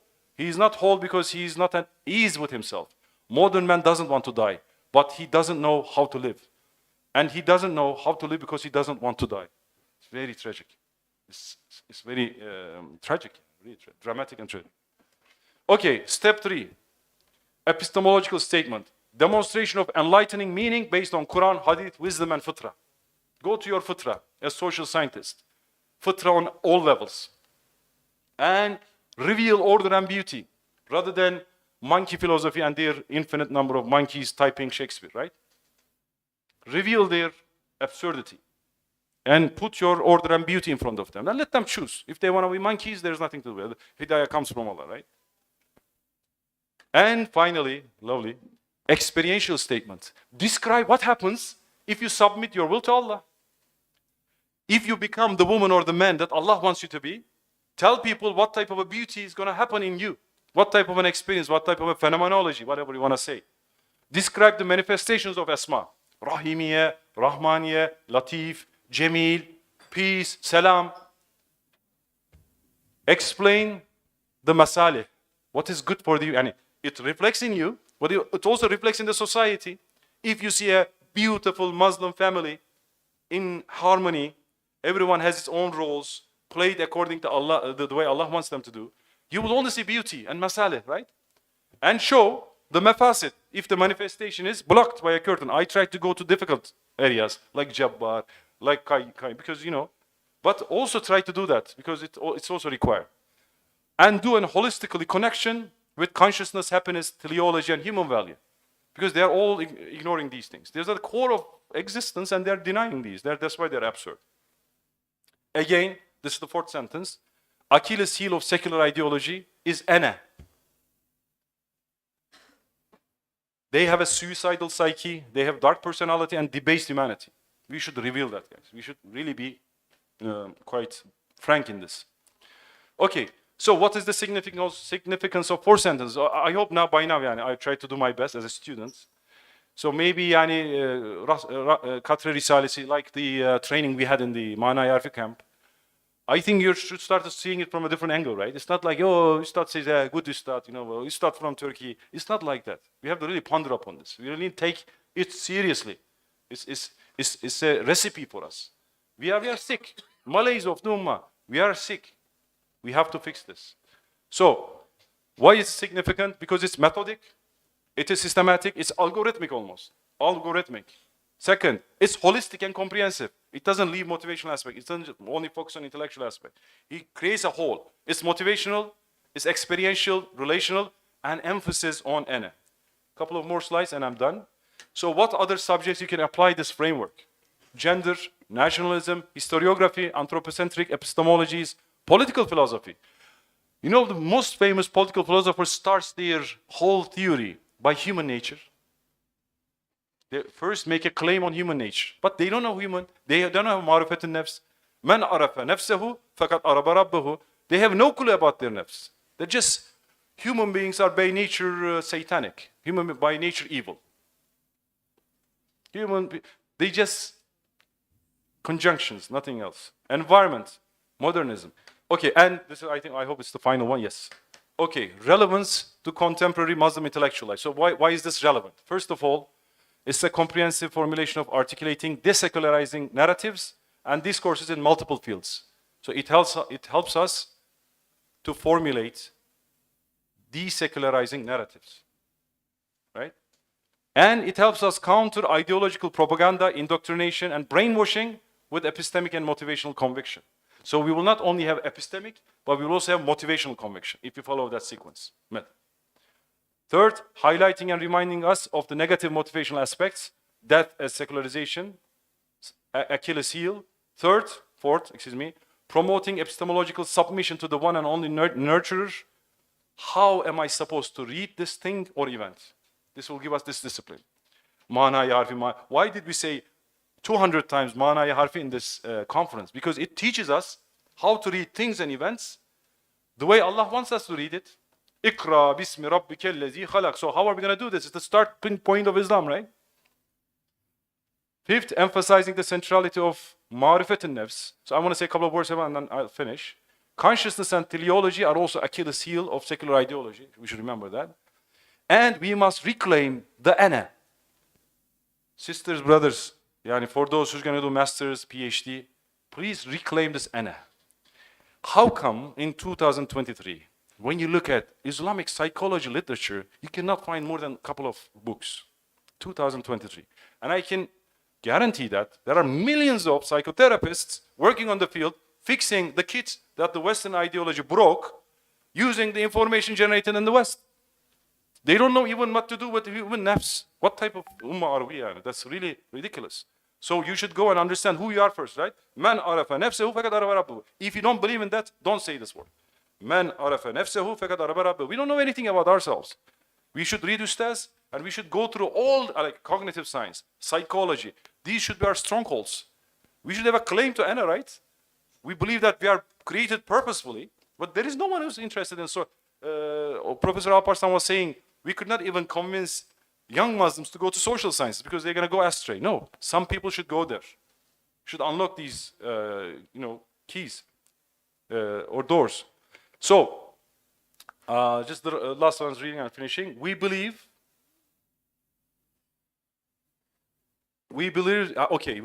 are drawing a false analogy. Just because human artifacts come about via will or agency doesn't mean the same must be true in nature. Okay. But that's perfect. Okay, this is the final one. Perfect. Okay, I'll finish this one with this one. During the COVID times, I enrolled to a master's degree in Edinburgh. It's all about theology, science, and philosophy. Okay, I'm a cognitive scientist in origin, and I'm studying Islamic sciences in Risale-i Nur. They told me there is a lecture on cognitive science of religion. Now, I think this thing will bind many of the things I said in this presentation. Oh, I said, perfect. Cognitive science of religion. It's all about me, right? I'm a cognitive scientist. I'm interested in religion. I was so enthusiastic about that. And I wrote my thesis on that, by the way. You know what they're telling there? Guys, please listen to me, young brothers, sisters. They are telling this. One guy, another monkey, sorry, excuse me, I'm really sorry. But I have to say this, they're monkey. They are monkey. Their philosophy is monkey. They come from monkeys and they're monkeys. I'm sorry. I have to be bold in this. Look at this beautiful place. And I've seen a lot of universities. And I felt darkened, honestly. They led me to absurdity. Why shall I promote this? Why shall I not tell the fact in their faces? Because they say, I am created by the chance of like monkey, chance and monkey. So this is again another monkey author. He says, come on guys, please. He says, now he analyzes human brain, neurology or mashallah, science. And he says, there is a module in human mind called hyperactive agency detection. You know what it is? Hyperactive agency detection. He says, we as monkeys, I'm not joking now, we as monkeys, we are alerted by, normally we have an agency detection module in mind.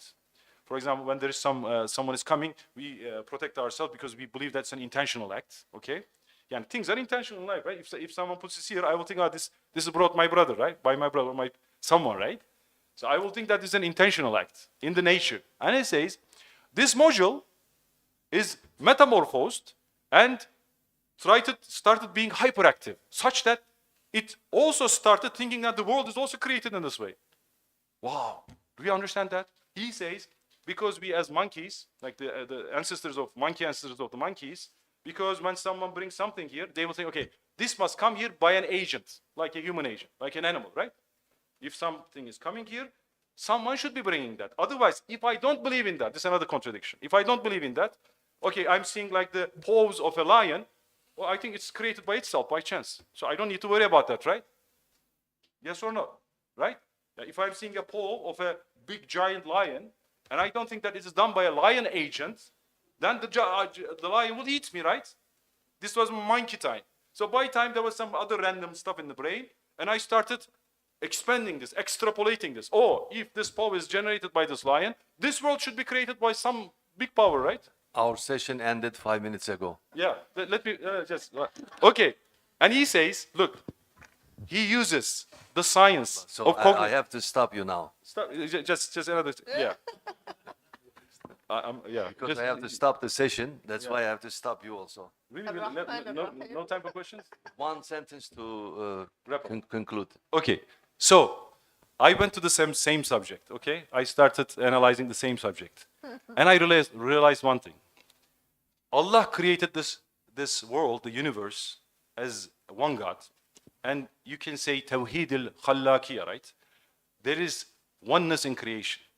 But He also created us in a way that we can perceive all this diversity in its oneness, unity of consciousness. there is also oneness in Fattahiyya, right? That's why there is, as one of the presenters here said, there is harmony between the creation and our human consciousness and mind. This is for me only a sign of the names of Allah. I'm looking at the same brain. They are making monkey philosophy, but when I'm looking at it, I'm seeing Fattahiyya, Khallaki, and Wahhabiyya. Yani, this is what I think we should do, and this is what Ustaz teaches us. Thank you very much for your patience. So, Qatra Risaz was just a seed. The actual fruit tree is Risale Nur. So I deeply urge you to please read that book, and inshallah, looking forward to hearing your feedbacks after the session. So, okay, I'm sorry we don't have time left for discussion. So I have to stop here, this session, because we have only concluding session. At 4 o'clock, we will come back, inshallah. Please have some coffee to recover.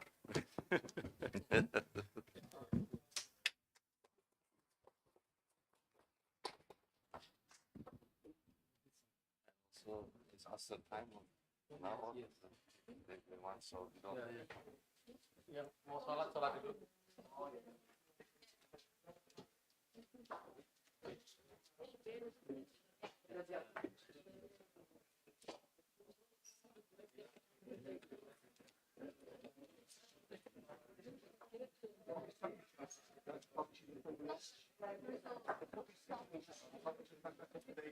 Hocam ortamı biraz provoke ettim ama belki bir sonraki session'da biraz...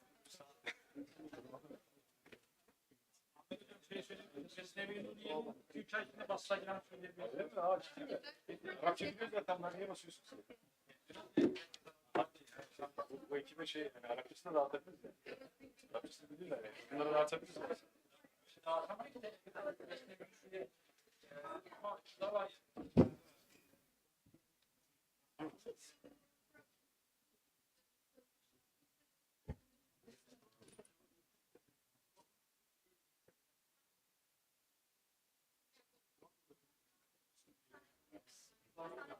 Aleykümselam ve rahmetullah. In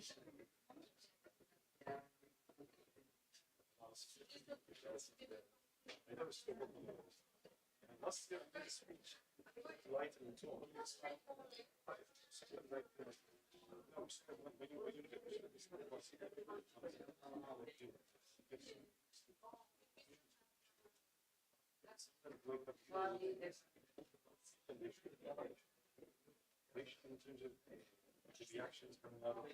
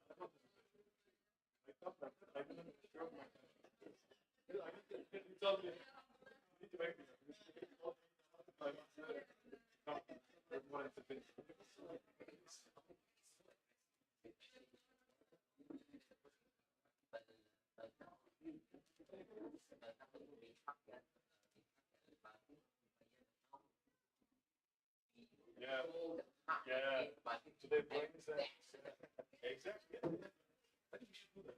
but yeah, the mouth, Yeah.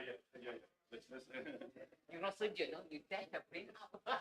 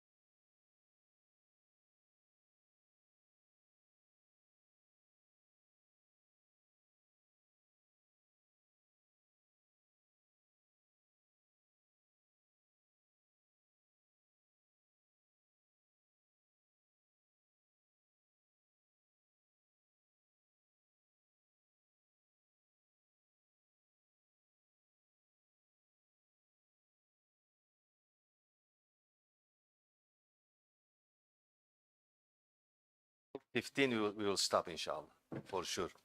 It depends, you know, if we finish earlier, no problem. But this is the end of the session. Before this, actually, we were talking with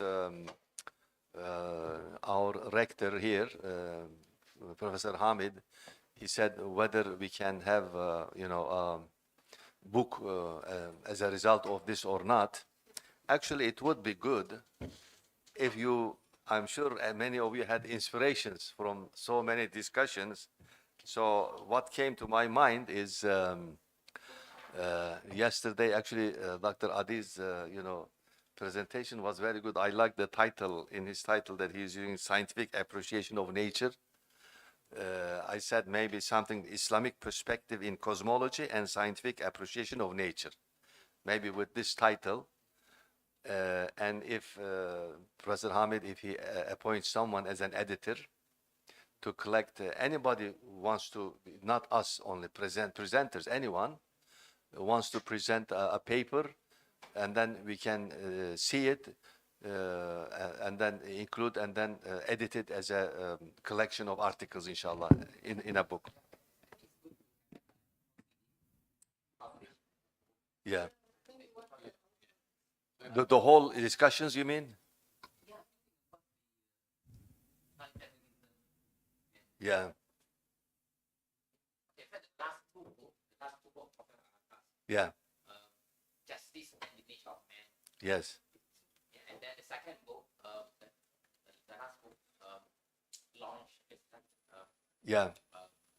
Story of Pakistan. Okay, go. Islam, the covenant. The last Fulfilled. Covenant fulfilled. So,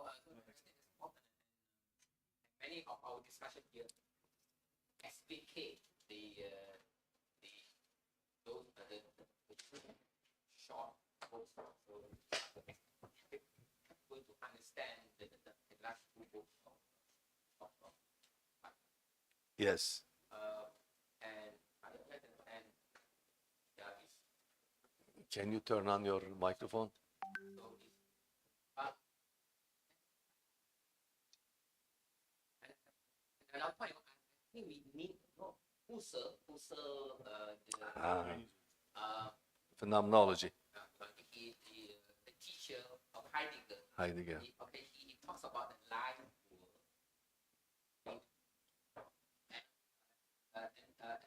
And also he talks about the whole world.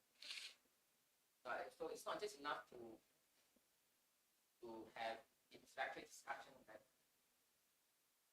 we need our own home world. Yeah. Independent of our own home, our own base, in which we can have space, peace to pursue this program, right? So our own structure, our own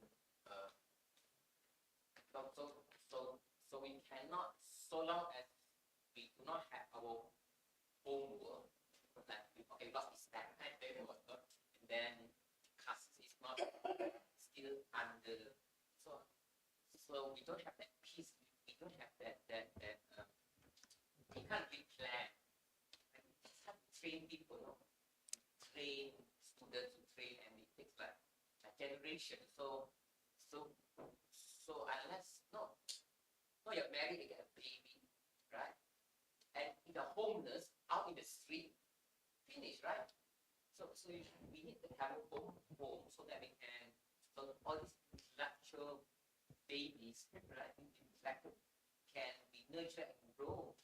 So yesterday the Professor Heidi was talking. If there was some billionaire and but okay, but maybe we can network. But so maybe some of the intellectual don't have homework, but maybe we can have partnership with places like Gontor who have maybe a homework, maybe a few other places. I don't know, maybe Turkey, and a homework that is far away from the turmoil, from all the geopolitical crisis. So we need the least distraction. Yeah. So too many disturbances, we cannot focus, we are distracted. stress and then we need to have some quiet place when that intellectual power can build up so that all these babies can grow, be mature, and then inshallah they be dependent and they can start something. So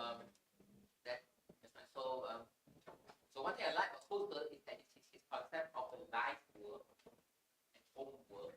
And the problem with Muslim today, like all this problem, because we are living in an alien home world, alien life world, right?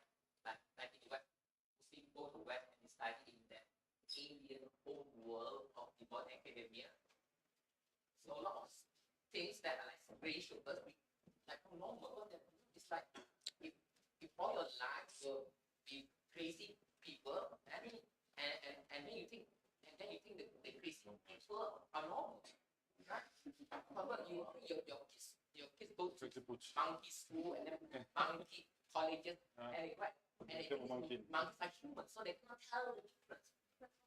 So we need to have our own structure, our own home, which we have normalcy, we have normal life. See? And that mentioned in the Quran.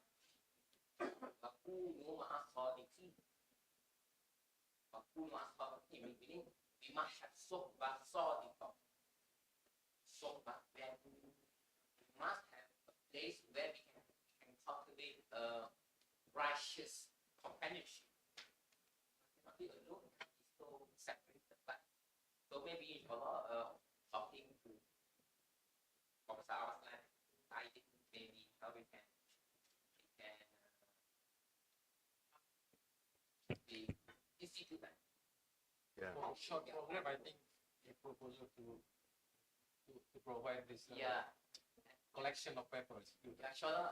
So I think like the far is like Malaysia, Indonesia. I mean, it's far away and it's under the radar. So inshallah, I think we shall be left to and fight to do our work, right? And then inshallah, and then people will fight. I think under Gontor is persuasion, and I think a lot of people from the West, from the US and Australia come in and fight and build up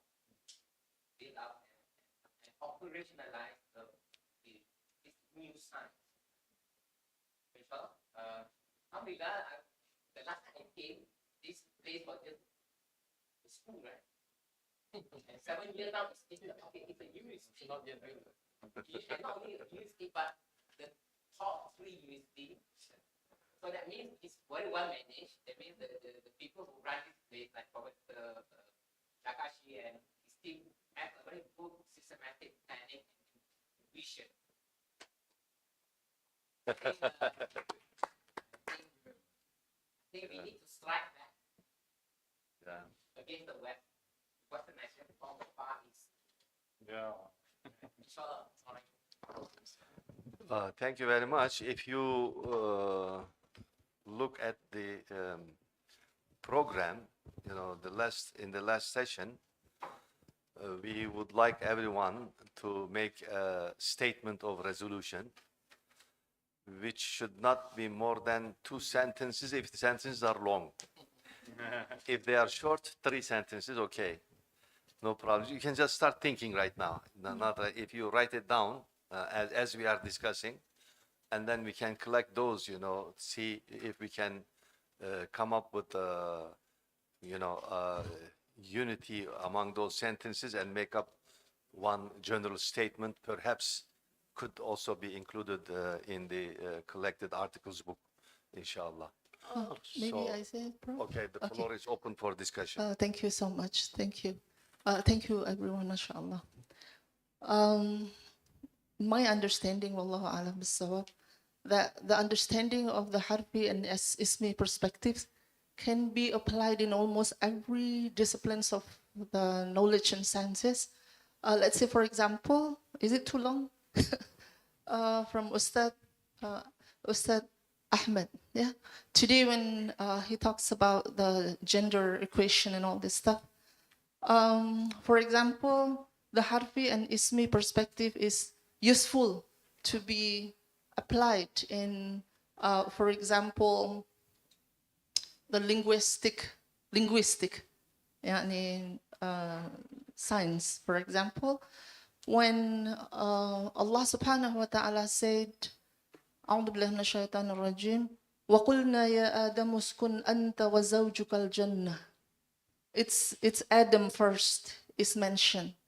That's why we understand later in Harfi that الرجال قوامون على النساء, for example. It's actually very good, the rahmah for ladies, knowing this one. The continuation of the ayah is that uskun anta wa zawjuka, the zawj is already been mentioned. So we know that Allah subhanahu wa ta'ala has already honored a lady from the very beginning of the creation. And then what I want the more understanding on this is that, of course, it's applicable in ulum al-tafsir and also ulum al-lughah, for example. When Allah subhanahu wa ta'ala says, وَكُلَا مِنْهَا رَغَدًا حَيْثُ شِئْتُمَا. So in Arabic, we understand what then this fi'al amr, kula minha haythu shi'tuma. This is actually already for both, meaning that it's already been equalized by Allah subhanahu wa ta'ala. The harfi meaning of that is that we are thankful as ladies that we are honored.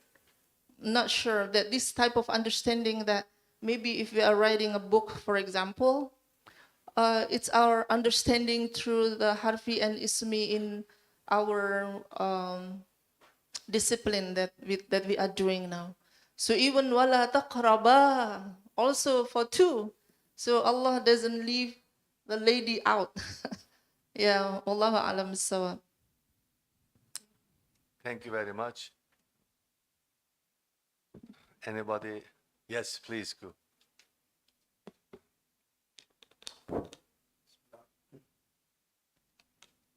Bismillahirrahmanirrahim. First, I have to apologize because I am invited as a listener, as mustami'. But I think I can stop making comments also on the discussion. Since you faithfully followed all the discussions, you are allowed to give comments. Thank you very much, Prof.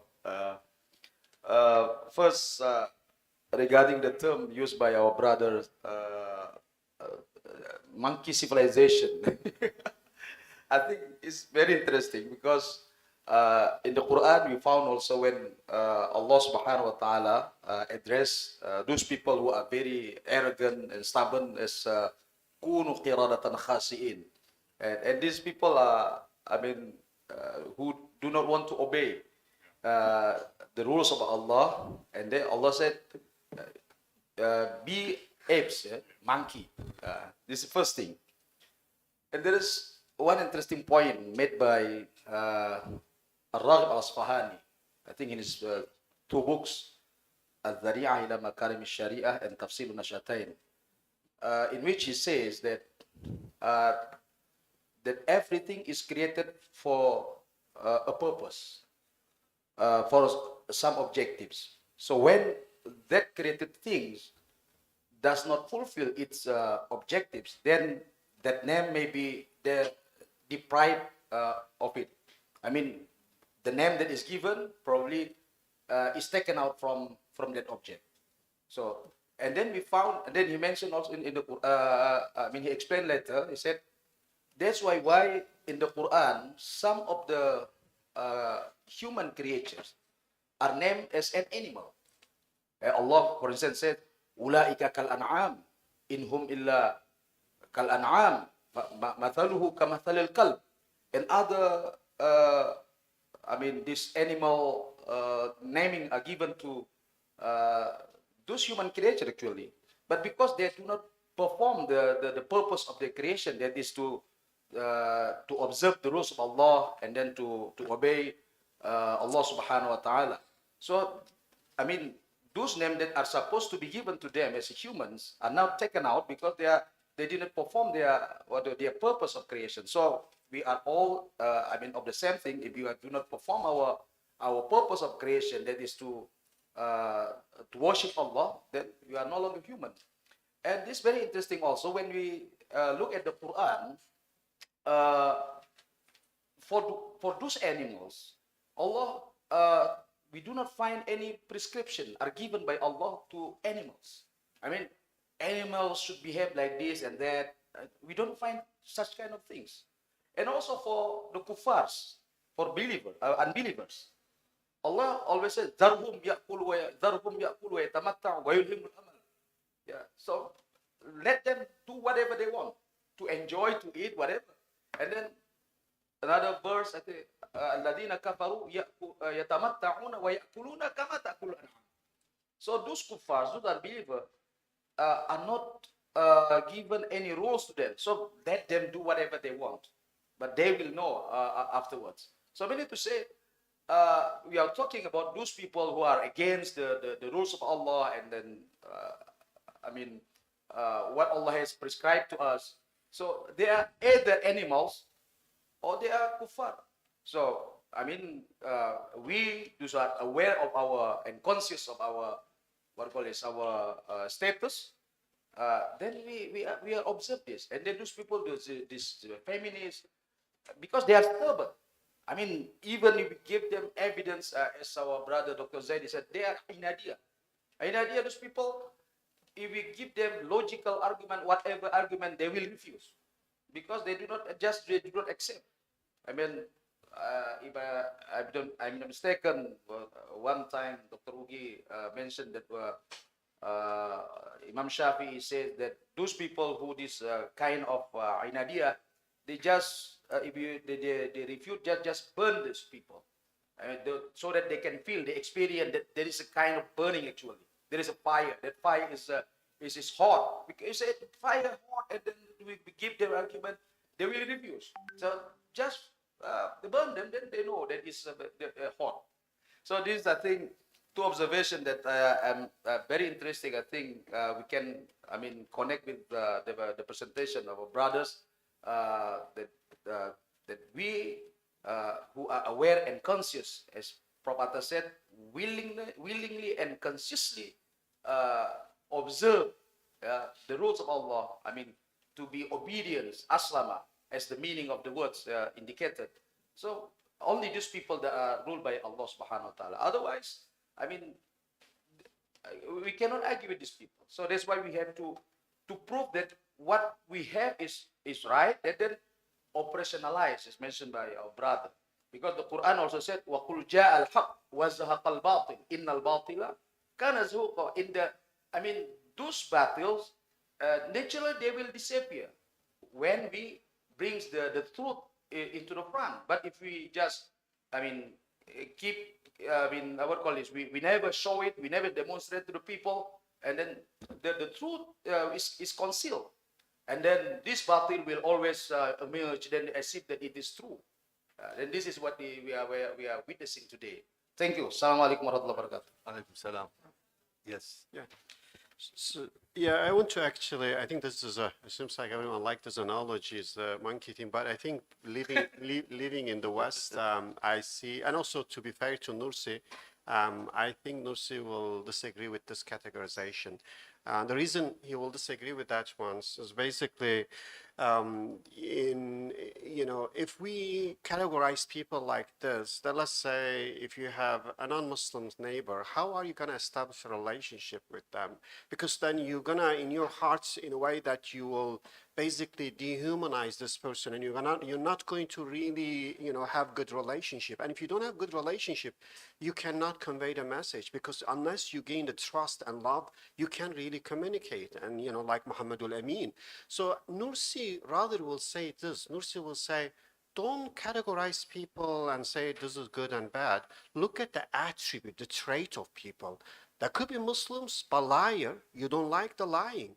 So, and even though he's a Muslim, you hate the attribute of being liar, the attribute of being dishonest. But there could be non-Muslim who is honest. You can love the attribute of honesty, and though coming from the non-Muslim. So in this regard, he actually, he rather suggests to look at the attribute and have or love or hate towards the good or bad attribute rather than categorizing, saying, you know, you're completely, because after all, if they are a non-believer and despite all their wrong choices, if Allah still feed them and sustain their life, you know, and Allah let them to live, that basically means Allah is kind toward them, letting them to still have an option, maybe they're gonna change their choices. So, but if we, in a way, think as if the test is for them is over, so therefore they are like, as if we are like, we need to keep them, get them and to put in a Jahannam, I think the exam is not over for them. You never know what they're gonna do. Our job here, if we see certain, you know, bad traits, to categorize, say, this is not good, I don't like this trait, but I will love you because you're still a creation of Allah, because you still shows many names of Allah on you as a living being, because, you know, animals and human for sure, better than animal in terms of being a living being. So I think this type of thing to me is like this category, because I mean, you know, when you have, if our relationship with non-Muslims is not really sincere in a sense that we establish friendly human relationship based on the attribute, they will always look at us as like, you know, you don't really, there will be no way to establish trust. That's why I think Nursi, you know, in one places when he described an uhuwa, he made it very clear that what you like and dislike should be based on attribute with your Muslim brothers as well. You could have someone you don't like their attribute, but you don't categorize them and say, I hate you. You say, I don't like your, let's say, attribute of being, you know, dishonest. I don't like that. That's not a good one.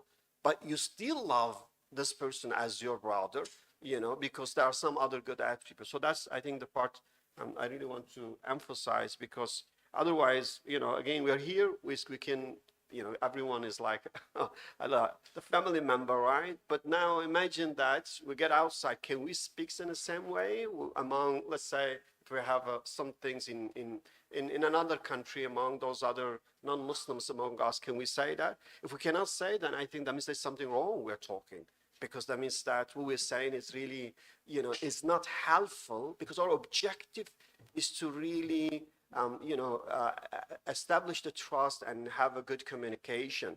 So that, for that reason, I know that we have discussion that how the civilization is really turning human to animal. But again, having said that, is something different than just labeling them and saying this is what the civilization does, and we have to be careful about that. But meanwhile, I think we need to also look at you know, the potential that every human has, and then try to see how we can be constructive to reach out them, because we should never forget the Umar before Islam and Umar after Islam. And, you know, in this case, I think most of them are better than the Umar before Islam. If Umar after Islam completely changed and became a role model for us, I think until the last moment, we cannot rule out such possibility that they might change their, you know, choices, and therefore we should not close the door on them. That's, I don't know, that's my point of view from, that's what I understand from Nursi particularly.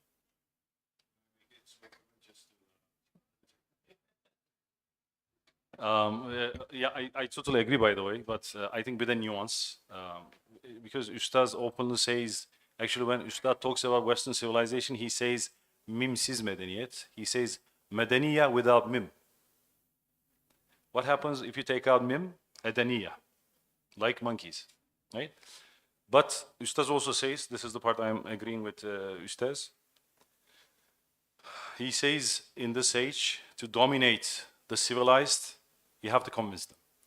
Medeni galebe ikna iledir. So this is, yani, it's similar to like when we talk about too much Jamal, but forget Jalal, then we are missing Kamal. So I think we should balance these things. Second, he says in this age, tabligh can be done in two emotions. One is rahmah, one is hikmah. Of course, we will be passionate, compassionate for the rest of the humanity, but sometimes we should be bold enough to say this is madaniyat without the mim in the beginning. Because otherwise, and the balance is lost and the kamal is lost.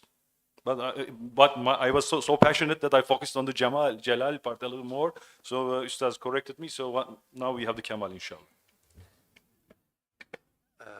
I wonder if what Turhan wants to say about this, because he's living in such an environment.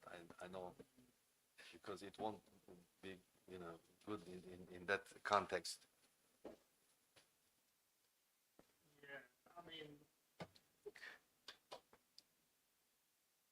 Yeah, not much to add really, other than to agree with Najati Hoja here. With kind of, if we take that sort of a view, it does kind of seem to act as a roadblock, to dawah. I mean, even Imam Ghazali, like he pointed out, like importantly that even the notion of like someone's being a kafir. That's quite a nuanced notion. It's a very nuanced notion. There's the concept of the legal kafir, right? Someone's legally a kafir. So that, for example, he's a kafir in the sense that he's just not a Muslim. Therefore, we won't take the zakat from him. We'll take the jizya, and we won't bury him Islamically, and so on. But that's different to being a kafir in the metaphysical sense. A kafir in the metaphysical sense is someone who's knowingly covered up the truth. Okay, he's at some level of consciousness, he or she has seen that one of the truths of belief are indeed true, but for whatever nafsi reason, okay, for whatever non-rational reason, has wanted to cover that up, right? I mean, that's just what kufr is. Kufr is just to cover up, right? It's to cover up the truth. So Imam Ghazali made this distinction quite famously, and I think it's like, for me as a person who grown up in the West, living in the West, married to a convert even, so whose family members are still non-Muslim. It's important for me to remind myself of that distinction regularly.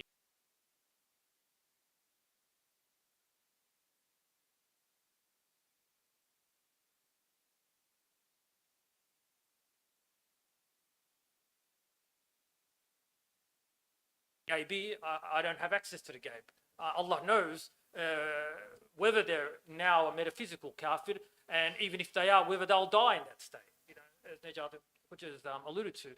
So therefore, I mean, I'm going to be at most agnostic as to the matter. Any given person that I'm introduced to, let's say my wife introduced me to a family member who's a non-Muslim, if I make the assumption that they're a metaphysical kafir, I mean, that is quite a strong claim.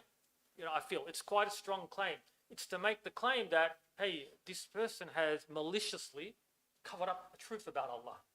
I don't know if they've done that. And if I make that assumption, even subconsciously, even if I'm trying not to do this, subconsciously, I feel that it can act as it puts a barrier, between the qalb, right? Between the qalb and the person. It's hard to want to help a person like that if they've, knowingly covered up the truth. If someone's knowingly covered up the truth, well, what can I do for you? Is what the shaitan's going to say. What can I do for you? I can't help you if you're just a belligerent kafir. So unless I've got some specific evidence as to the fact that someone is that kind of a kafir, I try to make the assumption that, maybe as Imam Ghazali has also said that, maybe the message of Islam hasn't reached them in the right way. That's the thing. So, Islam has to reach someone, but they can't just hear about it. Hey, I hear about Islam on the radio. I see a documentary. Have I heard about it in the right way? Imam Ghazali is going to say that this is critical. It's critical. I mean, and that's where our responsibility lies. It's to reflect Islam in the right way. Maybe that hasn't happened to that person, and their non-Muslimness perhaps can be attributed to that. Allahu alim. So that's just a principle that I try to abide by myself. So long story short, I would agree with what Najati Hoja had said for reasons of that nature. Yes, please. takeaway message for me Okay. is to understand that it's about the thoughts and ideas that need to be clarified. It's about the thoughts and ideas. They should not be covered up. We shouldn't be covering up the thoughts and ideas of Islam. We have to declare what the truth is. So it's not about people, it's about ideas. Our decline happened because we lost our ideas. Our ideas became muddy. We added things to it that should not have been there. And these Yes. kind of programs and anything that we do as Muslims have to be working towards clarification. And I think it's very important to be bold within that clarification. Being bold in your ideas does not mean you're condemning a person. You're condemning an idea. And what the Muslim Ummah needs right now is to have leadership, to have people to follow, to have ideas to follow, to have answers for the questions. So for me, the take-home message from this program is that we have to take the correct thinking to the masses, not just in academia. We have to use our resources, and we have to make sure that we don't allow that secular agenda to dominate anymore, because it has resources behind it, it has power behind it. We don't have those resources and power, but what we do have is the motivation that we know this is the purpose of life that we have, and we know that this is the truth. And that should be very much a part of the way in which we convey ideas. The ideas should not be dry, they should not be academic, they should be linked to the revival, they should be linked clearly to our Aqidah and our Iman, and there should be no compromise within them. Thank you very much. If you can put that in just 2 sentences with a summary, that would be very good, inshallah.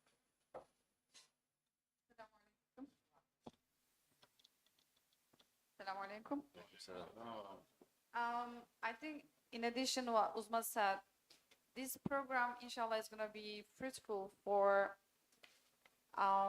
flourishing some ideas about what we can do as Muslims. In addition to what Uzma said, I think the most important thing is to have a proper mindset as believers. So I think it has to be faith-based perspective. So as you said, so many ulama in the history suggested that, but in the modern age, Ustaz Nursi, with these all conceptualizations, firstly like Manaya Harfi and Manaya Ismi, gives a very clear and applicable formula, as also sister said, to be applied to the sciences, to the masses, to children education, inshallah, as we're gonna have tomorrow and the day after. So it has to be embodied in a way that we should apply it in a very practical basis. But to be able to have that, I think we have to have theoretical basis at the first stage. So just very last sentence. Yesterday, Professor Adi Setia just said, we have to have a system on philosophy of science, its application, and its factualization.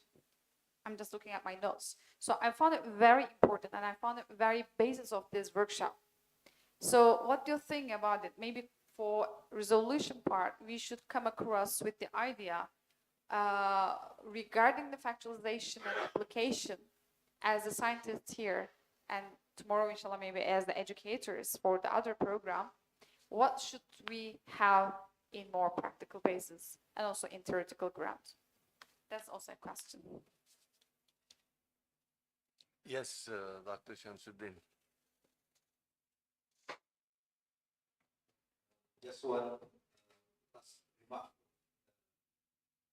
regarding what you mentioned about the yes, theory. I ran a quick search and I found that the exact phrase yes, theory has been used for Zarkashi in Bahr al-Muhit, Tufan al-Sulfur, and in Qayyim al-Jawziyah, Ya'lam al-Muwaqqi'in, and Ibn Taymiyyah. Very good. The second point is about But the one used in fiqh does not count. In kalam, it's more important, I think, if they use it in kalam, because, you know, there is this tamthil already in fiqh, or qiyas, actually, there is qiyas. So they probably apply it and then combine it with tamthil. But I don't know what, you know, how they develop, you know, what kind of argument, I don't. We have to study that means. What came up to my mind, listen to your explanation about this qiyas theory, and you said that the truth is so big that it is difficult for us to catch, to grasp the whole, that it's sufficient, you know, us to just at least get the tip of it. And you said that when we can grasp or see the tip of the truth, then we can rest assured that the rest is the same. In fact, this istidlal bil-juz'i ala al-juz'i is mentioned in Mawaqif al-Qur'an, and also in the 113 and 114 lines of Al-Akhdari. He said, وحيث جزئي على جزء حمل بجامع فذاك تقدير الجوع ولا يفيد القطع بالدليل قياس الاستقراء والتمثيل. It's as you said, it's still very lawless. The highest form of argument would be istidlal bil-kulli ala kulli. Yeah. It's the istidlal bil-juz'i ala al-juz'i. When we are doing the blood test, take just a droplet of blood. You don't have to pour the whole blood of the body. Yeah. So that's a logical reason, which is in a sense also scientific. Is used. What about istidlalul juz' ala al-kull? What do they say about that? You see, this is what he means. This is what Nursi means. Not juz' ala al-juz'. That's not the case. But istidlalul juz' ala al-kull.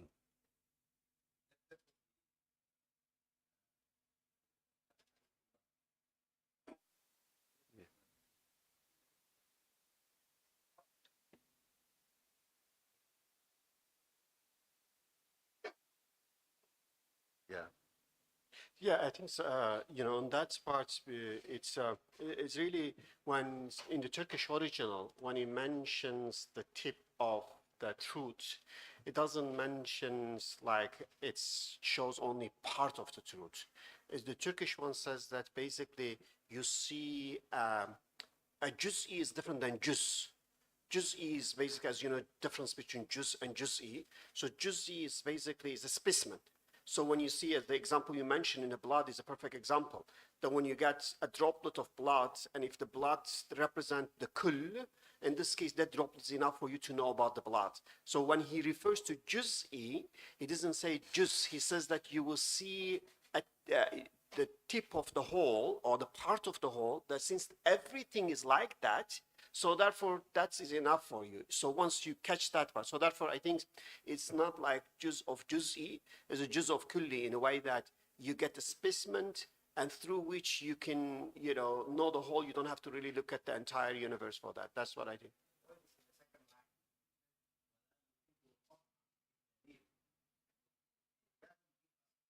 Yeah, I think in that part, Nursi directly, recall this, deductive type of logical thing in a sense that he argues this is like, I give example. Actually, my example is this. When I look at Zoic, I say the famous ones. Let's say all human is mortal. Socrates is human. then therefore Socrates is mortal, right? So you can apply to yourself as well. This is logically 100% is perfect, right? A logical deduction. Now, how many people really believe they are mortal?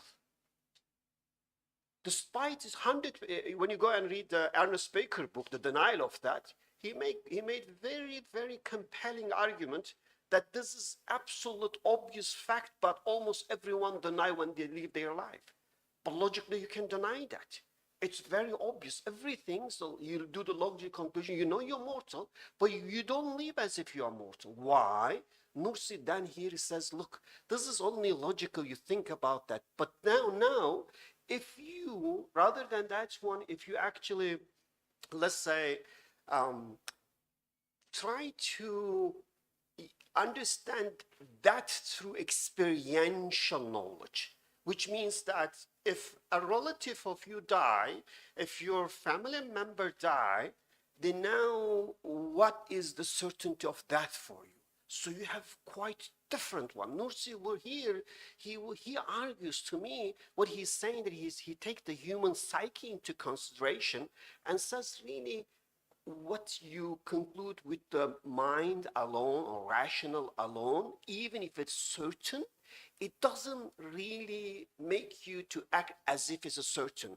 But once what you go through the experience and then you get it through the experiential knowledge, he believes that's give you absolute certainty. Like, so for that reason, he used this in a place when he did comparison. He argues that with, you know, this through the qiyas tamsili, that you can have, you know, as a human, you can have absolute conviction on that one. And for that reason, he used it very, very common. Like again, let's say, I've been here, I never see anyone build any building. But I have no doubt all this building of this campus built by someone. How do I know that? I know through my own experiential knowledge.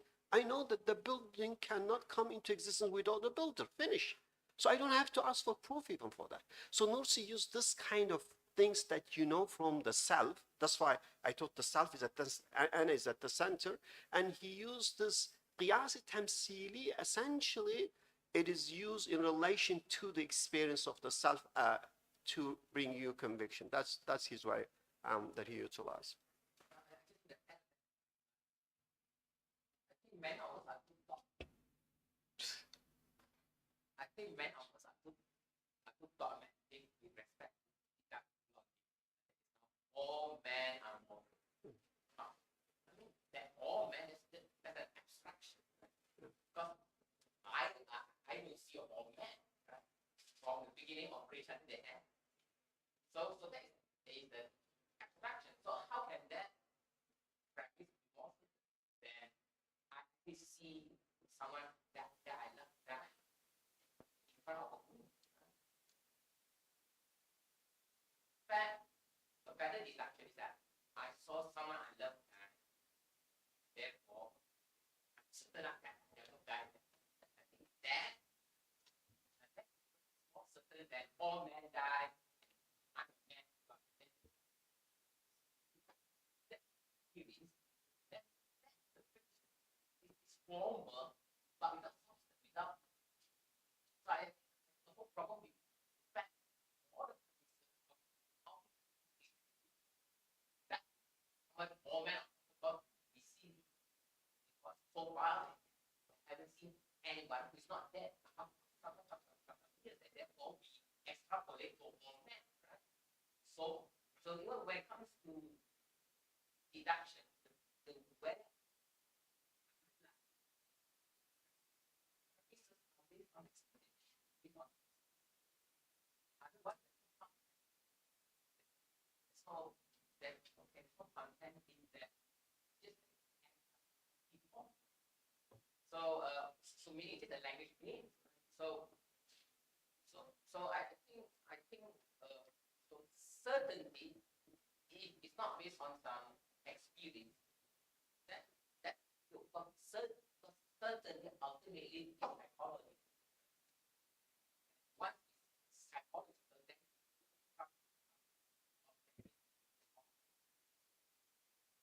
say all men are mortal, all swan are white. Nobody can see all. But I think, so ultimately, I think we need to all deduction is useful.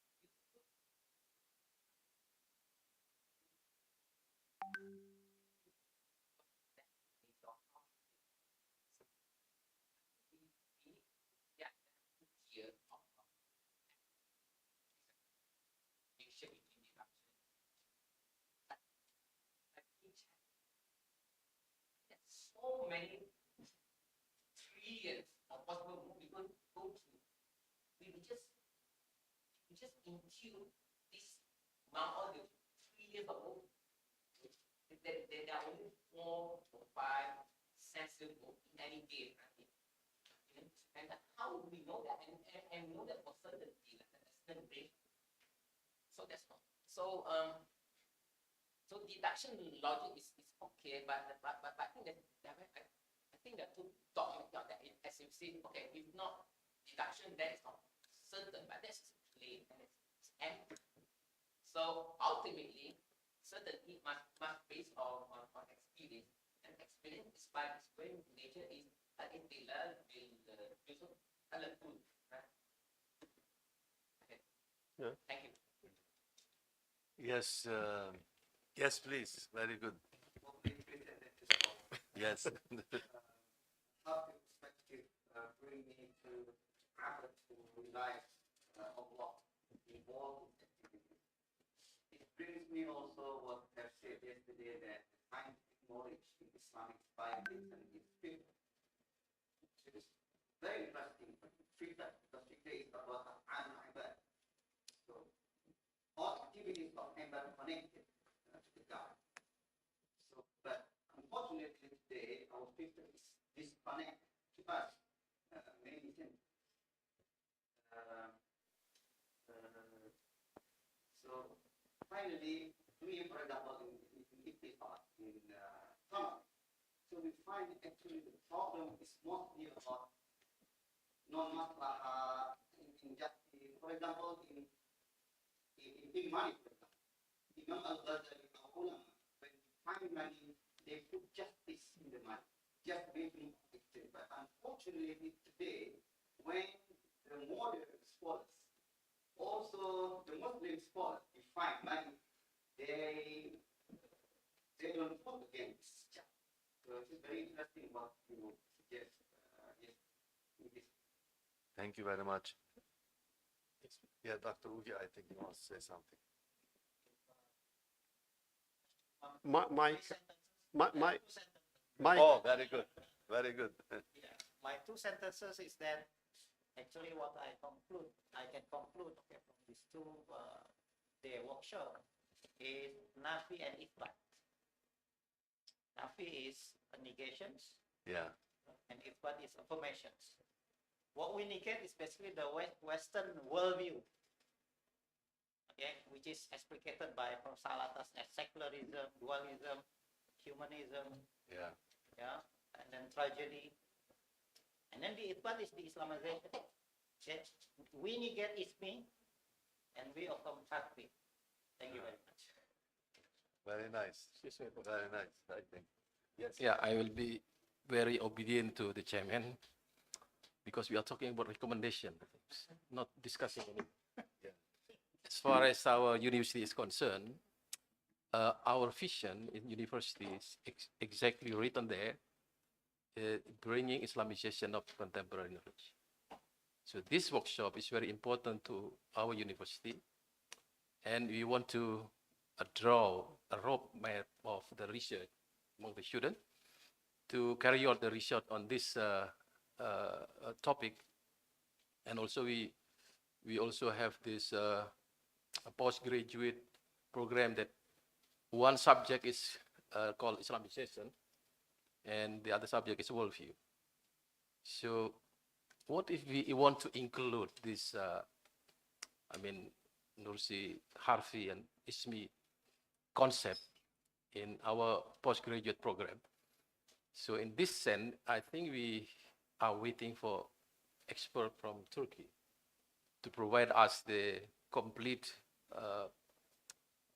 article or work that deal with this Harfi and Ismi, and then we will combine with Alata's philosophy of science, and we also develop here the development of Islamization, and we integrate the approach of Imre Lakatos. It's very interesting because when we find the idea of Islamization and contemporary knowledge, there are 3 points that people are discussing. One is about the worldview, the other about paradigm, and the other one is about theory. So theory should be following, should not contradict with the worldview, and paradigm should be resulted by the worldview that we have. And our worldview is something that's permanent. It's not something changeable. And we developed this in the university. We refer the idea of worldview from Professor Nakib Alatas, and we borrow paradigm from Thomas Kuhn. I think it's a little bit similar. And we are developing theories, but so far we don't have something that we can catch from that. So I hope in this Harfi and Ismi could contribute our roadmap of research on creating the theory of understanding the universe and human being in that. I think this is my point of view, and this workshop is very good for us, and I would like to thank you very much. You're welcome. This is very important since Thomas Kuhn has also been mentioned. Just some precautions that I would like to draw, because his approach to history of science is based only on history of science as it proceeded in Western civilization. He did not study Islamic, history of science. So as a result, he came up with the explanation of historical scientific progress based on scientific revolutions. His idea of, as you say, the paradigm worldview, those are correct. But then the application of it to the history of science is not correct. It is wrong. So we have to be careful about that. Because I think, the history of science should be studied as a process, not as, discrete, because his approach is discrete. One paradigm ends another paradigm, and then ends another paradigm, and each paradigm introduces a revolution. Look at Islamic civilization. Where is the revolution? Where is scientific? Do we have this idea? No. Look at Greek civilization. Do they have, where is the revolution? There is no revolution. Why do they call it a revolution in Western case? It's because of, in their consciousness, when science developed, it changed their, social life completely. It changed their view of religion completely. That's why Reformation started. Social change, Renaissance, and then, their perception of man, woman, gender, all these things changed considerably, almost, in such a way that you cannot recognize the previous ones anymore. That's why they perceive it like a revolution. Otherwise, there is absolutely no revolution in science. There is no, look, there is passage from geocentrism to heliocentrism. What is the revolution in this? Already in Islamic civilization, they have explained it, and they draw all those things, which they copied Copernicus, he copied from Ibn Shatir. This has been proved, by the way. And the book is published now in English. You can download it, actually. I can give you the site. You can download and read and see, the precursors of this. There is no revolution in science. There is progress, constant progress. If it is constant, that means it is a process. So, and in this process, obviously, there will be gradual developments. And every gradual, if development is gradual, that means there is no revolution. It's just step by step. It goes like that. But you see, because it affected their social life completely, culture, religion, everything changed. So that is why they express it like that, scientific revolution. this should be taken into consideration. So, in response to what Professor Hamid mentions, I think it's a very good point. What I see the way to work together, we have a program called Existence and Meaning, and under this program, we actually offer graduate courses, and it's largely on the worldview meaning. We have one this semester new course Professor Hassan is gonna offer. It's called Science, Meaning, and Philosophy. So we'll have one, Dr. Colin Turner, he's going to offer is on the divine name, meaning, and existence. And we'll have another one, Dr. Ali Marmar, is, I think is extremely well versed and deep on the subjects. You know, he's in US and got a PhD in UK. He's going to offer on, again, existence and meaning and happiness. So we do this in collaboration with Üsküdar University. We go based on their rules, which basically means it's 14 weeks and we follow all those requirements. And we started last semester to offer hybrid one. We're going to do it hybrid again this semester. And in January, we're going to have on campus 1 week or 10 days at CASIS in Kuala Lumpur. They actually agreed to host us. We have a collaboration with them. So I suggest that given I really, you know, in terms of the mission of this university and your postgraduate program, I think that would be the best way of collaborating. Maybe some of students who are interested, they can take those classes, and then you can count for the credit here in their program. And then maybe in the future, next year, we could do it, the hybrid program here. We can actually bring everyone who take it online. For the on-site one, we can bring it here and have them host it here as well. I think this is because we should, you know, that's, I think this should be the beginning and should keep the collaboration. That would be very helpful.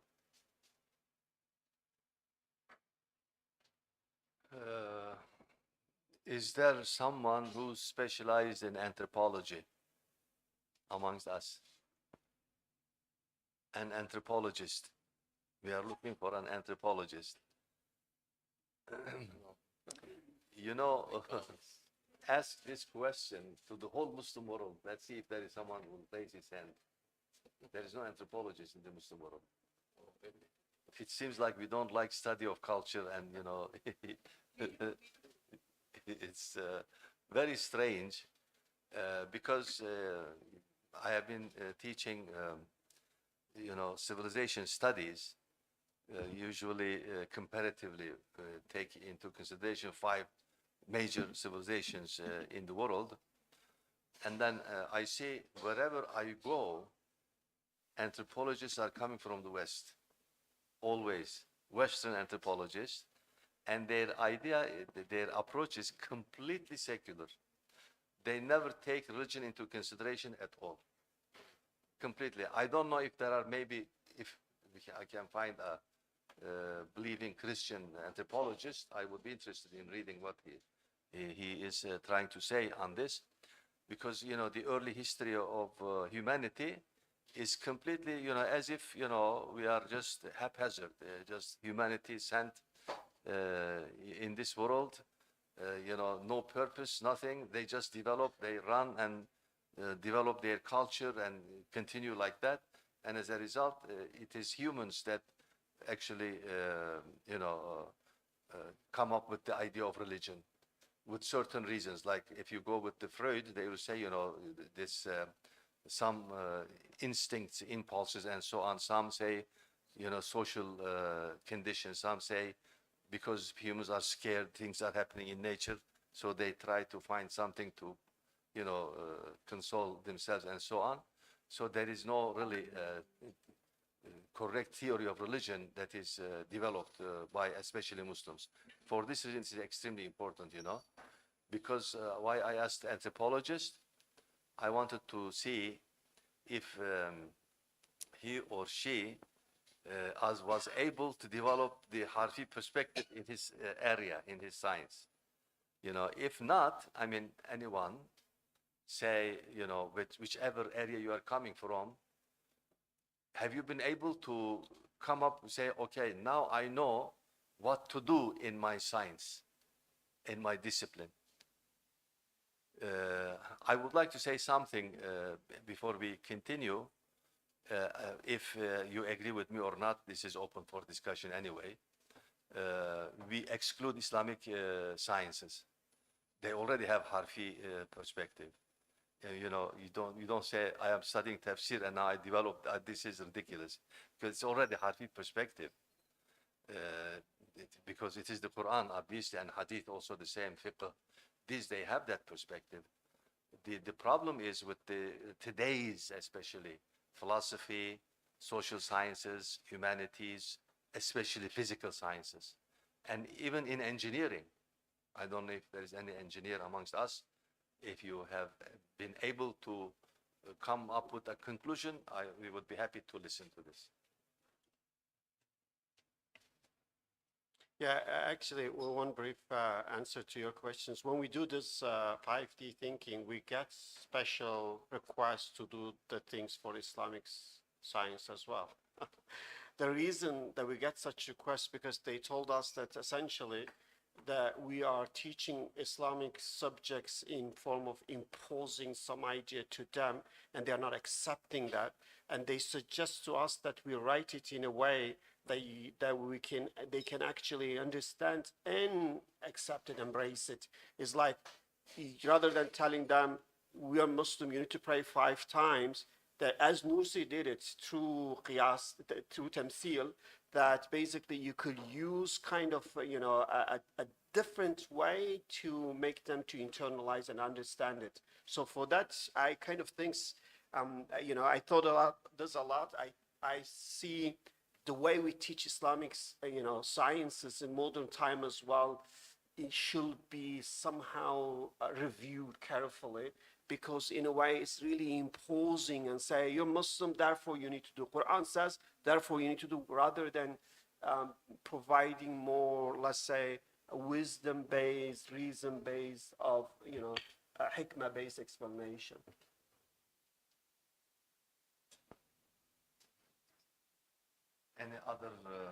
Any other comments?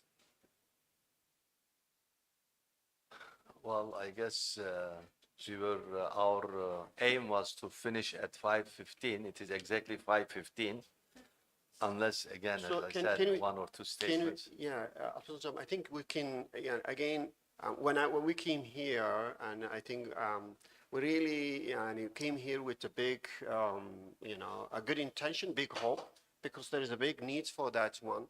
Well, we really, at least close this session with the wish that I think we really need to get people to seriously engage in such intellectual activity, whatever is our area, because we need many different ways of really we call divergent thinking to how to have integration of knowledge, or how to do Islamization of knowledge, whatever label you want to use, it doesn't matter. I think we all agree there is a problem, but we need to come up with more. What we really look at it is missing.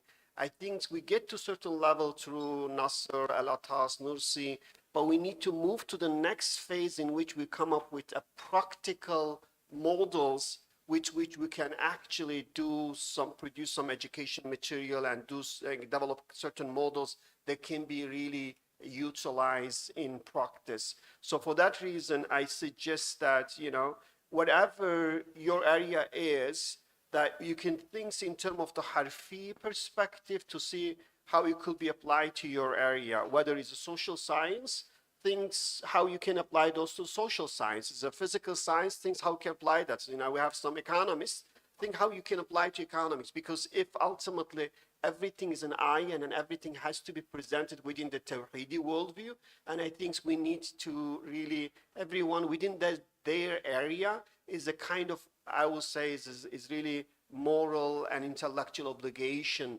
Once we believe in the importance of this one, to see what we could do. So hopefully, if we think on that one, and again, I wish we could get something published, but I also care a lot about the quality. Publishing something just for sake of publication, to me, is not good. I think if we're going to publish anything as a result of this workshop, that someone should take ownership, and then someone should communicate with everyone and make sure we really get good quality works. Otherwise, it should not be published, because it will in a way kill the hope in the future when people are going to look at it and say, is this really what those, top people in the field are talking about? They will kill their hope of having, let's say, an integration in particular discipline. So therefore, I think if we're going to go with publication, my suggestion, we need to have at least one or two individual. They will take ownership. They say, yes, I accept to be in charge of this one, and then communicate with all others and try to, basically see how we can get the good quality work.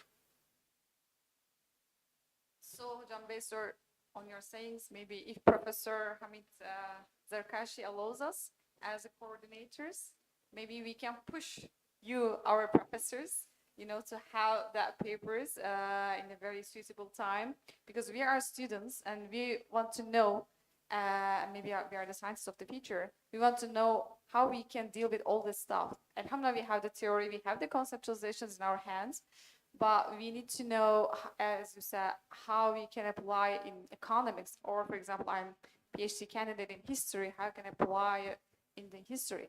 And just yesterday, again, Professor Adi Satya was mentioning about the economy, and he said there are so many big problems about the outputs and the benefits of economy, because it's totally serving to capitalism and some other isms right now. That's what I understand from his saying. So I was thinking to ask him actually, so what do you suggest as a believer, how should we study on that? So I think that all these Manaya, Harfi, and Ismi perspectives should be embodied in practical studying of all these sciences, but obviously we need a guide for this. So maybe if Professor allows us, we can push you for that Outlook book, so to have your ideas in our hands, and maybe we develop it in the near future, inshallah. That would be good, but I will say, if we have at least one person here promise they're going to help you, then I would say work, because ultimately you need them to write some things. Someone among us have to own the project and say, yes, I really believe in that. So I believe in that. I'm going to take responsibility. Then it will. Then I think you can handle the rest. And my humble not actual suggestion, maybe ask from you. As you said, Hocam, maybe like all these ideas should be discussed more in detail in those published papers, rather than just for the sake of publishing, but for the sake of contributing in a real like kind of clear and applicable sense of how we can apply all this into sciences. So I think, Sister, Prof. Dekati said that it has to be quality paper. So we need some guidelines, some measurements, يعني معيار, how it should be the quality one. Because then we'll be afraid, is it quality paper, is not? So yeah. I think To have some kind of guidelines. I think the path is very clear for any good quality research. You need to first of all have someone as an editors. They set the guideline, and then they will do the first review, quick review, and then send to the reviewer, because the review process is necessary, and the review should be seriously done to the level, say, look, if you don't really abide by the quality, we're not going to publish the junk things.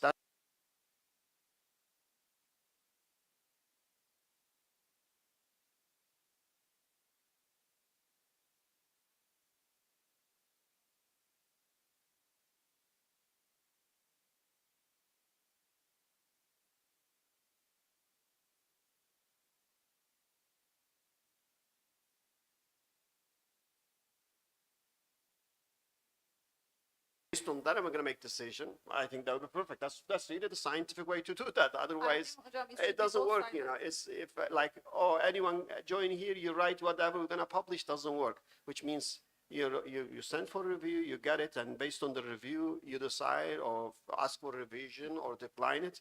First send a one-page abstract. Exactly. And then we can guide you, inshallah. So yeah. It's like it should be both sided between we, IIKV, and Gontor side maybe. we can maybe just coordinate it. We can push the, just to call for papers, the professors, and then send all the articles to professors, you professors, right, to make additions on that, and then Yeah. you're gonna decide it's gonna be published or not. I think As I don't know. scientific journalist. Dr. Alpaston is kind enough. He doesn't say no, but I'm busy enough to say no. so because again, I cannot fulfill it. Therefore, I think anyone here is really could say yes. I believe in it for sure, but I just don't have time to do that. We have other project working on. But someone who's really I believe in it and say I have a time to do that, it will go. Otherwise, it doesn't really work.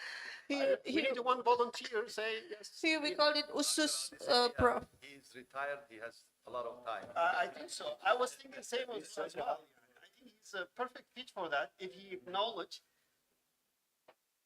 Malay call usus, huh? US, you suggest, you suffer. I from one job in order to do 10 other jobs. This should be the 11th one, huh?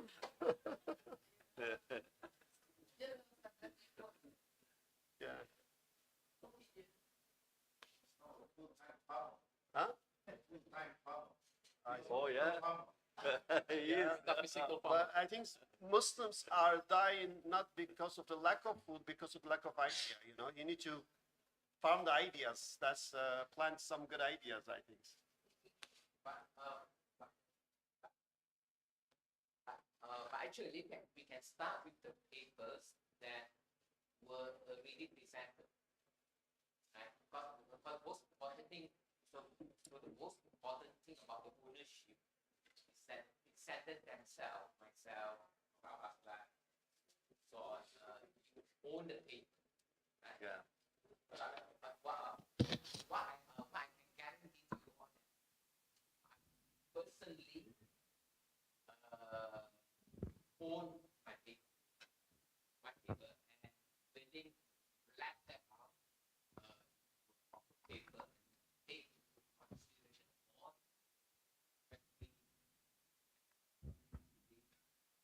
general protection the web, blah blah blah. But in some other paper, I give specification needs, right? Like for instance, okay.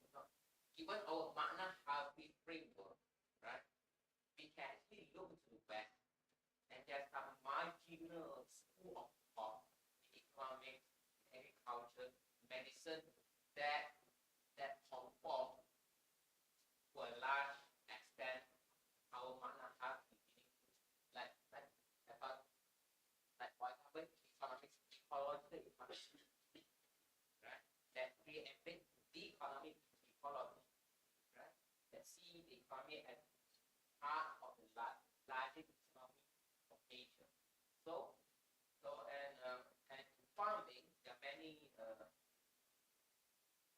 marginal needs, but they're more holistic. And medicine, that there is now a reaction against the reduction in oil and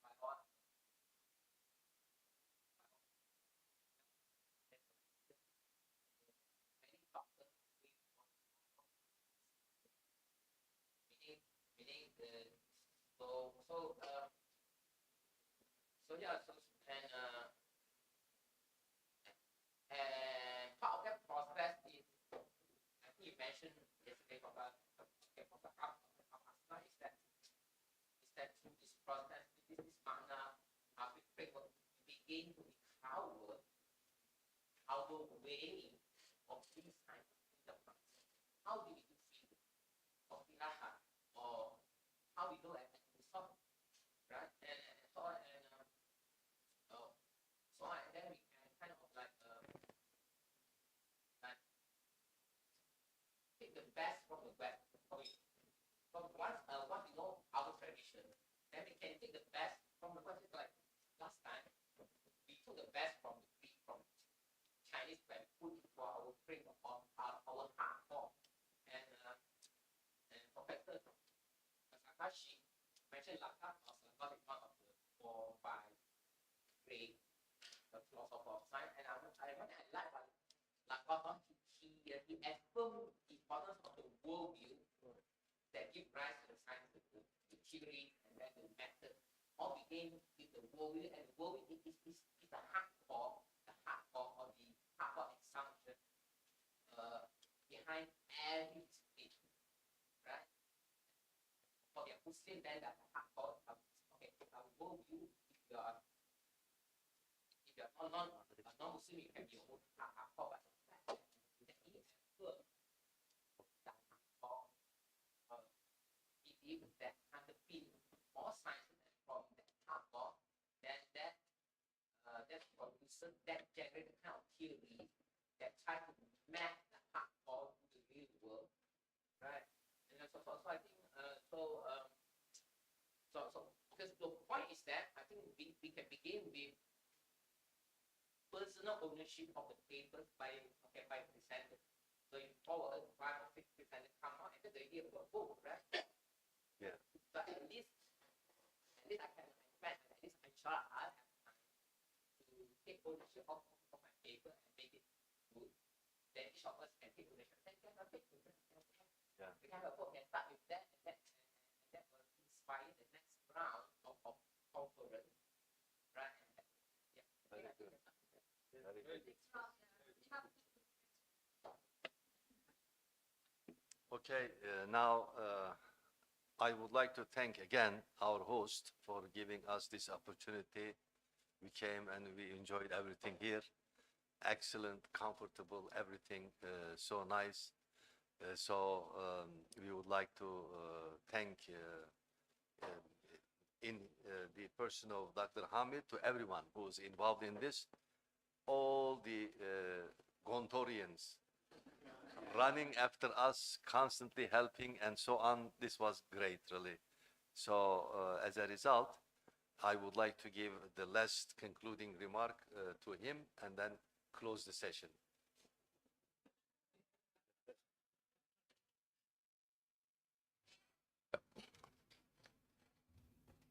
First, I would like to appreciate this program and thank you very much from the part of the Istanbul Foundation for Culture and Science. We have collaborated in many fields, and this is very important one among those programs that we have done. And frankly, I would like to say that this is not simply university like other university. This is like in Indonesia we call it pondok. Pondok means education institution with boarding system, and the scholar is the father of the student. So the value that we build is like a family.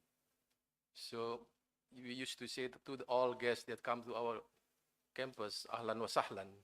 Ahlan means you are our family. Sahlan means you can take an easy thing, and we provide you in very easy manner. So if you feel like serve in so maximum way, this is for us is our tradition. Like other guests, other guests who came to our university, we deal with the same manner. So this is what actually taught by our founders, and this is what is meant by ikhlas. I think one of Risalah Nur is this ikhlas. And we don't teach to the student, but we practice in our daily life. So all those students who serve the guests are not paid. We don't give money to them. They are serving the university. And this is khidmah in our tradition. So this is the value that we would like to present. We are not doing riya. This is, it's not riya. This is what we have. So we're not pretending to be a class. We are really doing that. And thank you very much for your coming. And we believe that guest is barakah for us. This is what we believe. Your coming here is very good for us. And I believe that it will improve the university. And for this program, I would like to first appreciate, and then I want to follow up. It's not only this time. Perhaps we might be invited to Istanbul or some. Yeah?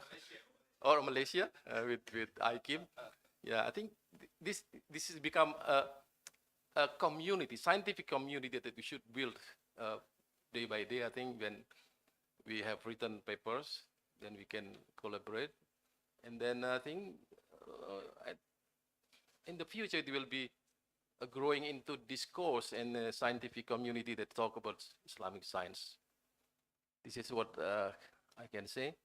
Again, thank you very much for all the participants, and then especially for Istanbul Foundation for Culture and Science, especially Prof. Apasalan. He initiated this program, and I think the future we will depend on him also. What he will say, I will be following that. Thank you very much. Assalamualaikum warahmatullahi wabarakatuh.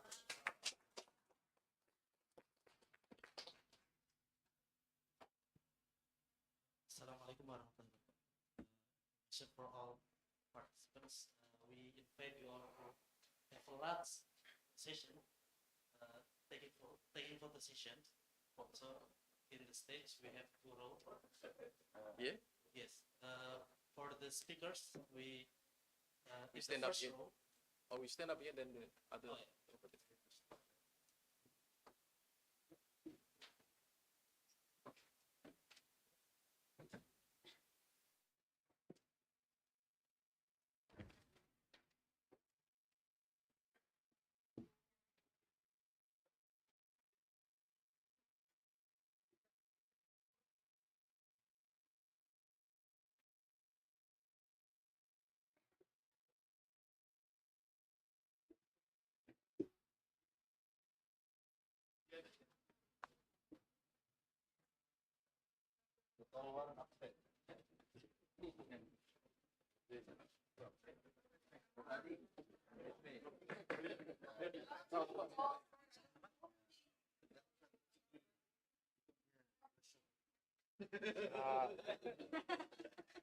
Oleh nah.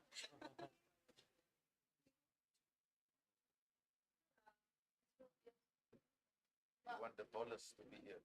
Yeah. So those who are self-aware that they are the tallest, but you can be here. But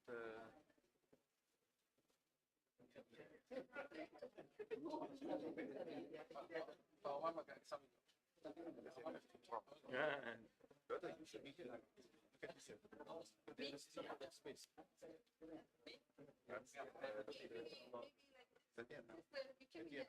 You can be here, then put the also also.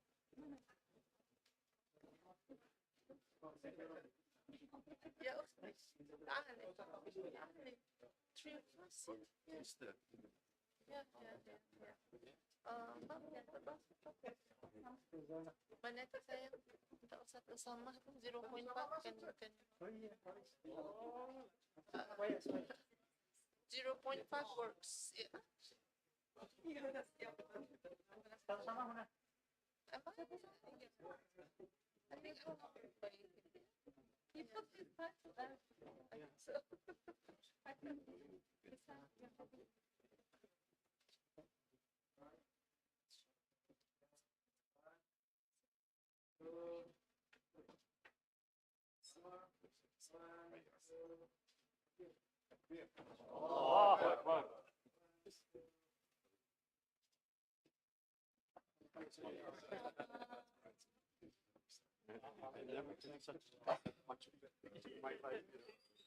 Dear don't forget, tonight we're gonna have gala dinner lobby at 7:30 inshallah. So we are inviting all of you to be with us on our gala dinner at 7:30. Thank you.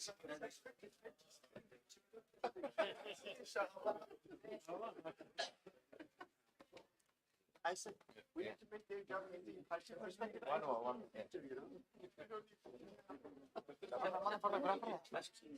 Prof, pergi.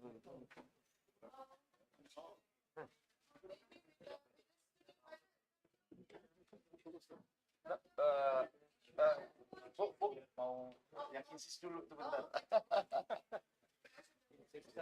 Sister. Yeah, sure, Professor. Adi, bro, come.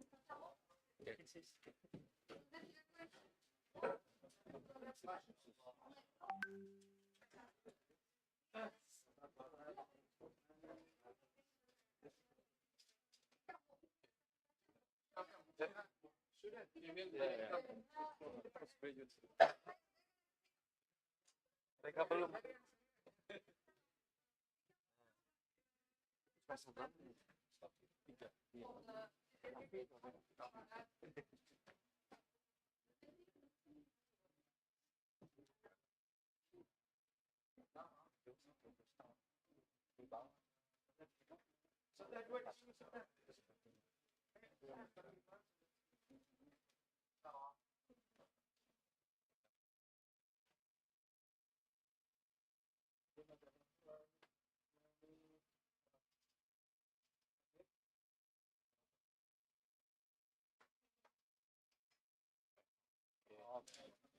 Thank you so much, Prof. Aidin. Aidin, Masya Allah. That's excellent, you know. It's good to have this now. An article, publication. You can find it. We can find it.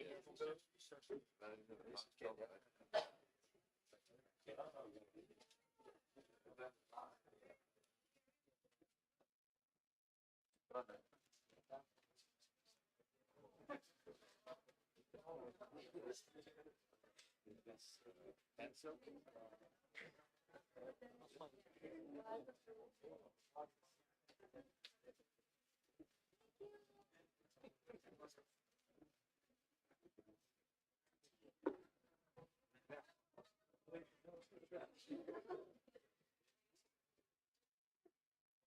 This is like the Bible.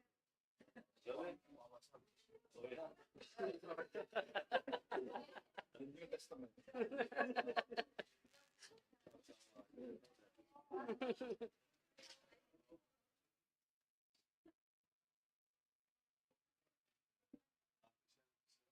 Yes. You know, you sent me the picture of my book translated to Indonesian. Bahasa. Can you find one title? Martin Edgar, Prof. Sandra and Heidegger. Cari ini. Oh, Sandra and Heidegger, yeah, yeah. Yeah, I can learn.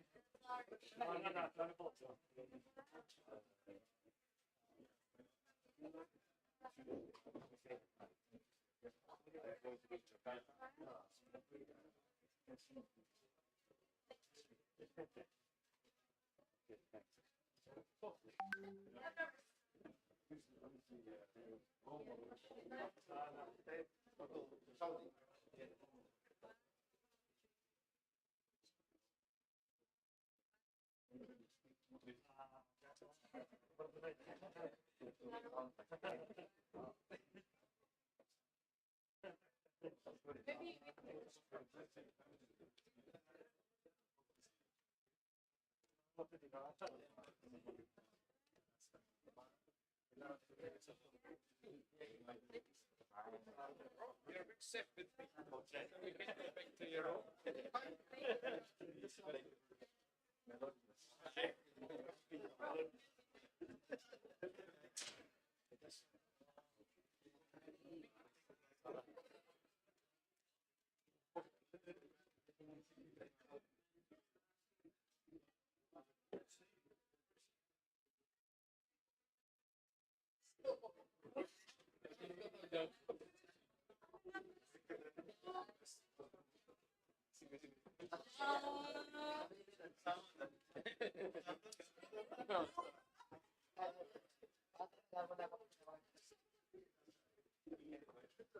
Kelihatan backgroundnya.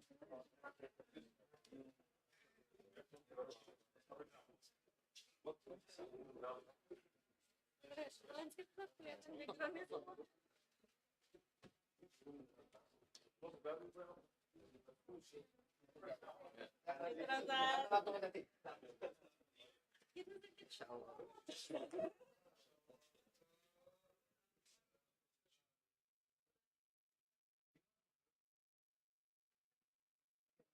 Itu biologi bisa mahal. Saya nggak pertama mana oh mana iya Ustaz. Iya Pak. Yang bertahun-tahun nggak pernah putus. Beneran Ustaz.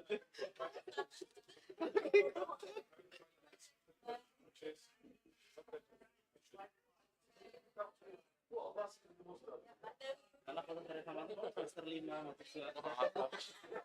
Foto berdua kayak gini.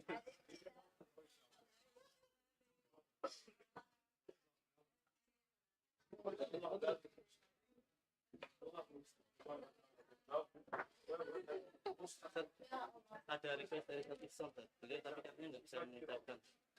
Iya, ruangan yang di bawah itu, Ustaz. Itu sebenarnya kalau dibatokan itu luar biasa. Aslinya tuh apa? Itu tuh guest lecture, Ustaz. Kami dari Nursepan. Dosen. Itu malah launch, kecil launch. Itu yang baru datang terus absen gitu ya. Iya. Misalkan TV daman. Formatnya itu tetap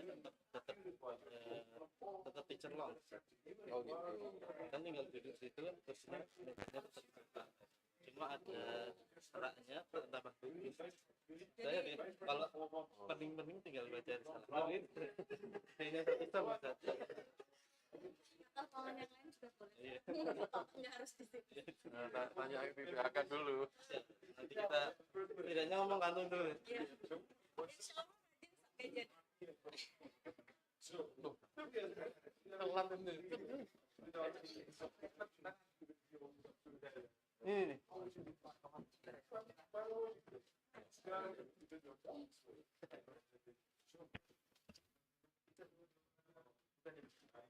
Iya.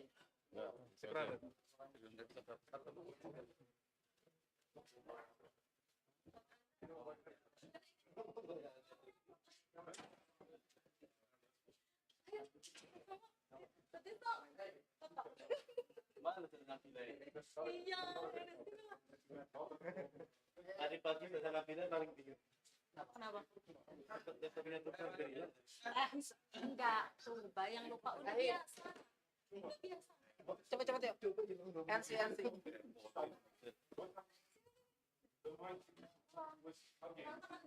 Kurang tengah.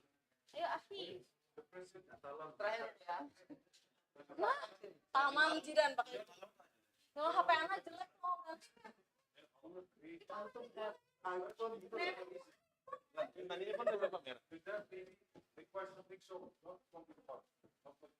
Thank you. Aduh, ini mah motor. 19.30. Nanti ada sasaran lagi. Di malamnya.